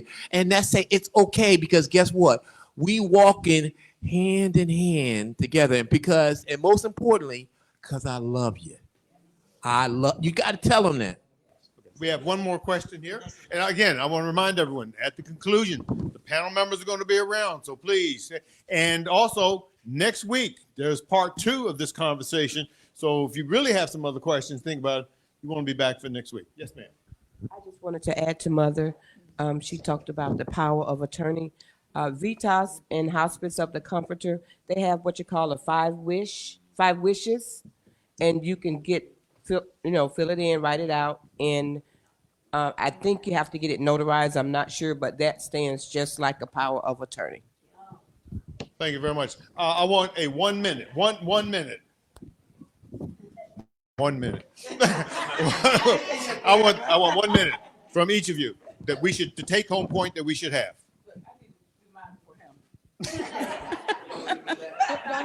Man, I am so brief, it's ridiculous. I just want to say that it is so important for us to care about caring. And we all want to care about our Alzheimer's family member, but it's so much more important to care about yourself. Because if you're not of good health, how are you going to help them? So just remember to reach out and ask for help. And I'm like my sister here. I don't like to ask for no help because I can do it all. But we need to, when we're in that situation, ask for help. And always remember that the strong bears the infirmities of the weak. And we are the strong, and we love the weak.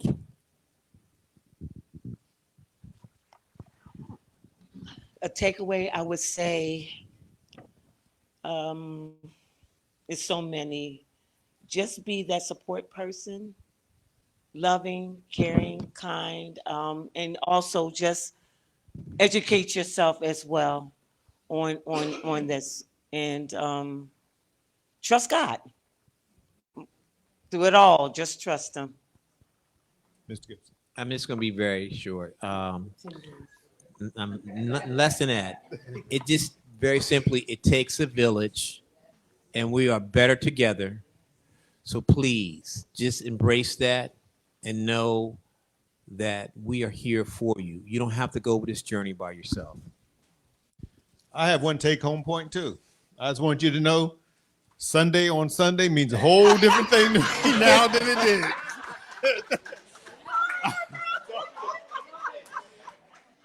Before I bring up Ms. Cotton, I want to thank Ms. Coretta Cotton and Mr. Justin Williams.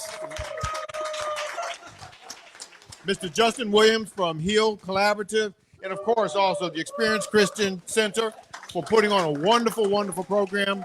Let me turn things back over to Ms. Cotton to wrap things up. Thank you, ma'am. Please humor me and let me ask, I have to make this a little yes, personal. Because Mother Darlise is important to so many people in this room, and this may be their first time hearing about it. I don't necessarily want people to bombard her, so I have a 2-part question. How can we help you the most? And the second part, either you guys make an answer to, because a lot of times we come from a good place and we're not being helpful. So what's the thing that is not so helpful that we could avoid in supporting someone? Right. For me, honestly, I have my up days and my down days, and I starting to tell people, if you're calling me, text me, and I don't respond, please don't take it personal. I just need that moment for myself. If I'm there with Terry and I don't want you to sit there with me because I'll start to cry, you'll cry, and then I'll go into another mode, and I don't want that. For me, I am always a giver, so if you're hugging me, loving me, text me every now and then, I love that. That works for me. Again, don't take it personal if I don't respond, because a lot of people want to know because you love me and you care about me and you want to know his condition. And some things I just say, today is better than yesterday. But just hug me, love me, and if I cry, trust me, it's tears of joy because God granted him to be here another day and for me to be stronger as well. I know y'all fuss at me all the time. Take a break, take a break. That membership service team, they'll grab me by my hand and out we go. So again, just love on me and just, and I promise you at the time that I really need y'all to be standing by my side, I know y'all be there because all of you are a phone call away. Thank you. I think Sister Gandy summed it up perfectly. Just to be there. Okay, a lot of times we have good intentions. Some things are best not said. What do you need? To me, just be there in that space. By your presence being there, that's more than enough. That speaks more than words. So just be, just show love, grace, and kindness, and I think that's the best thing that you can do for a caregiver.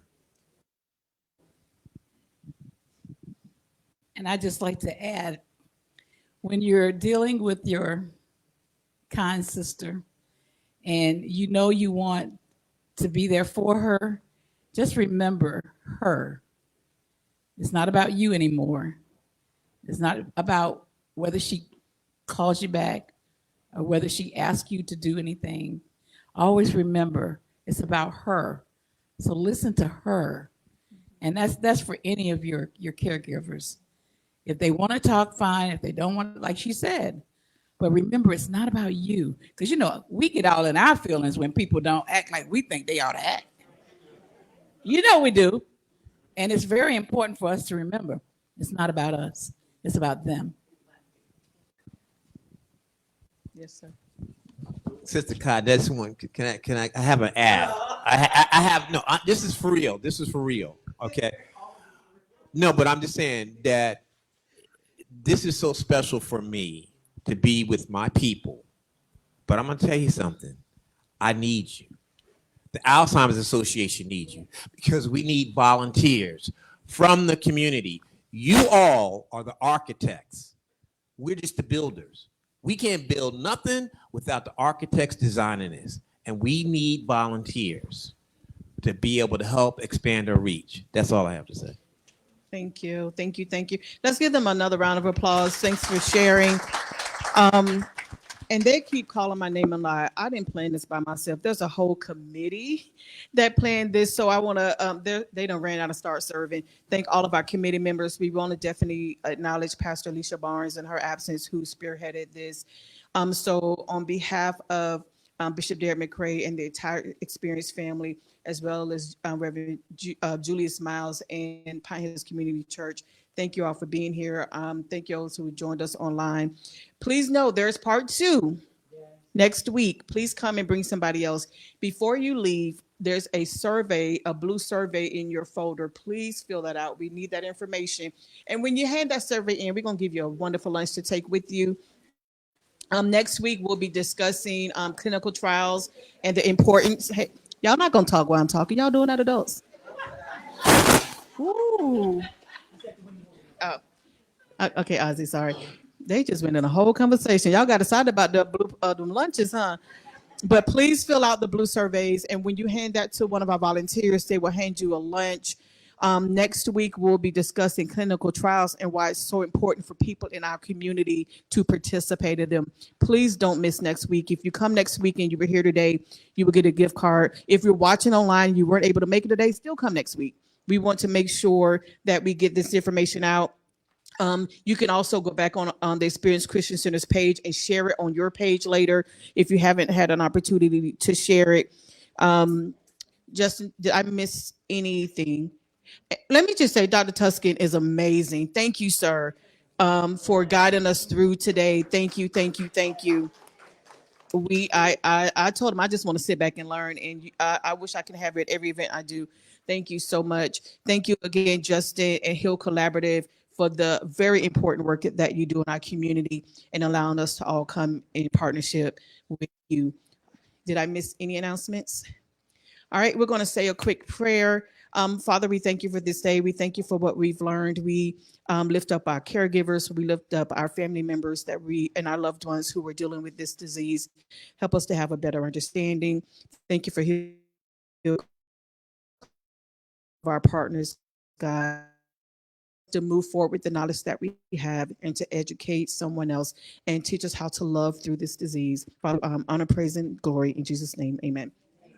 Thank you.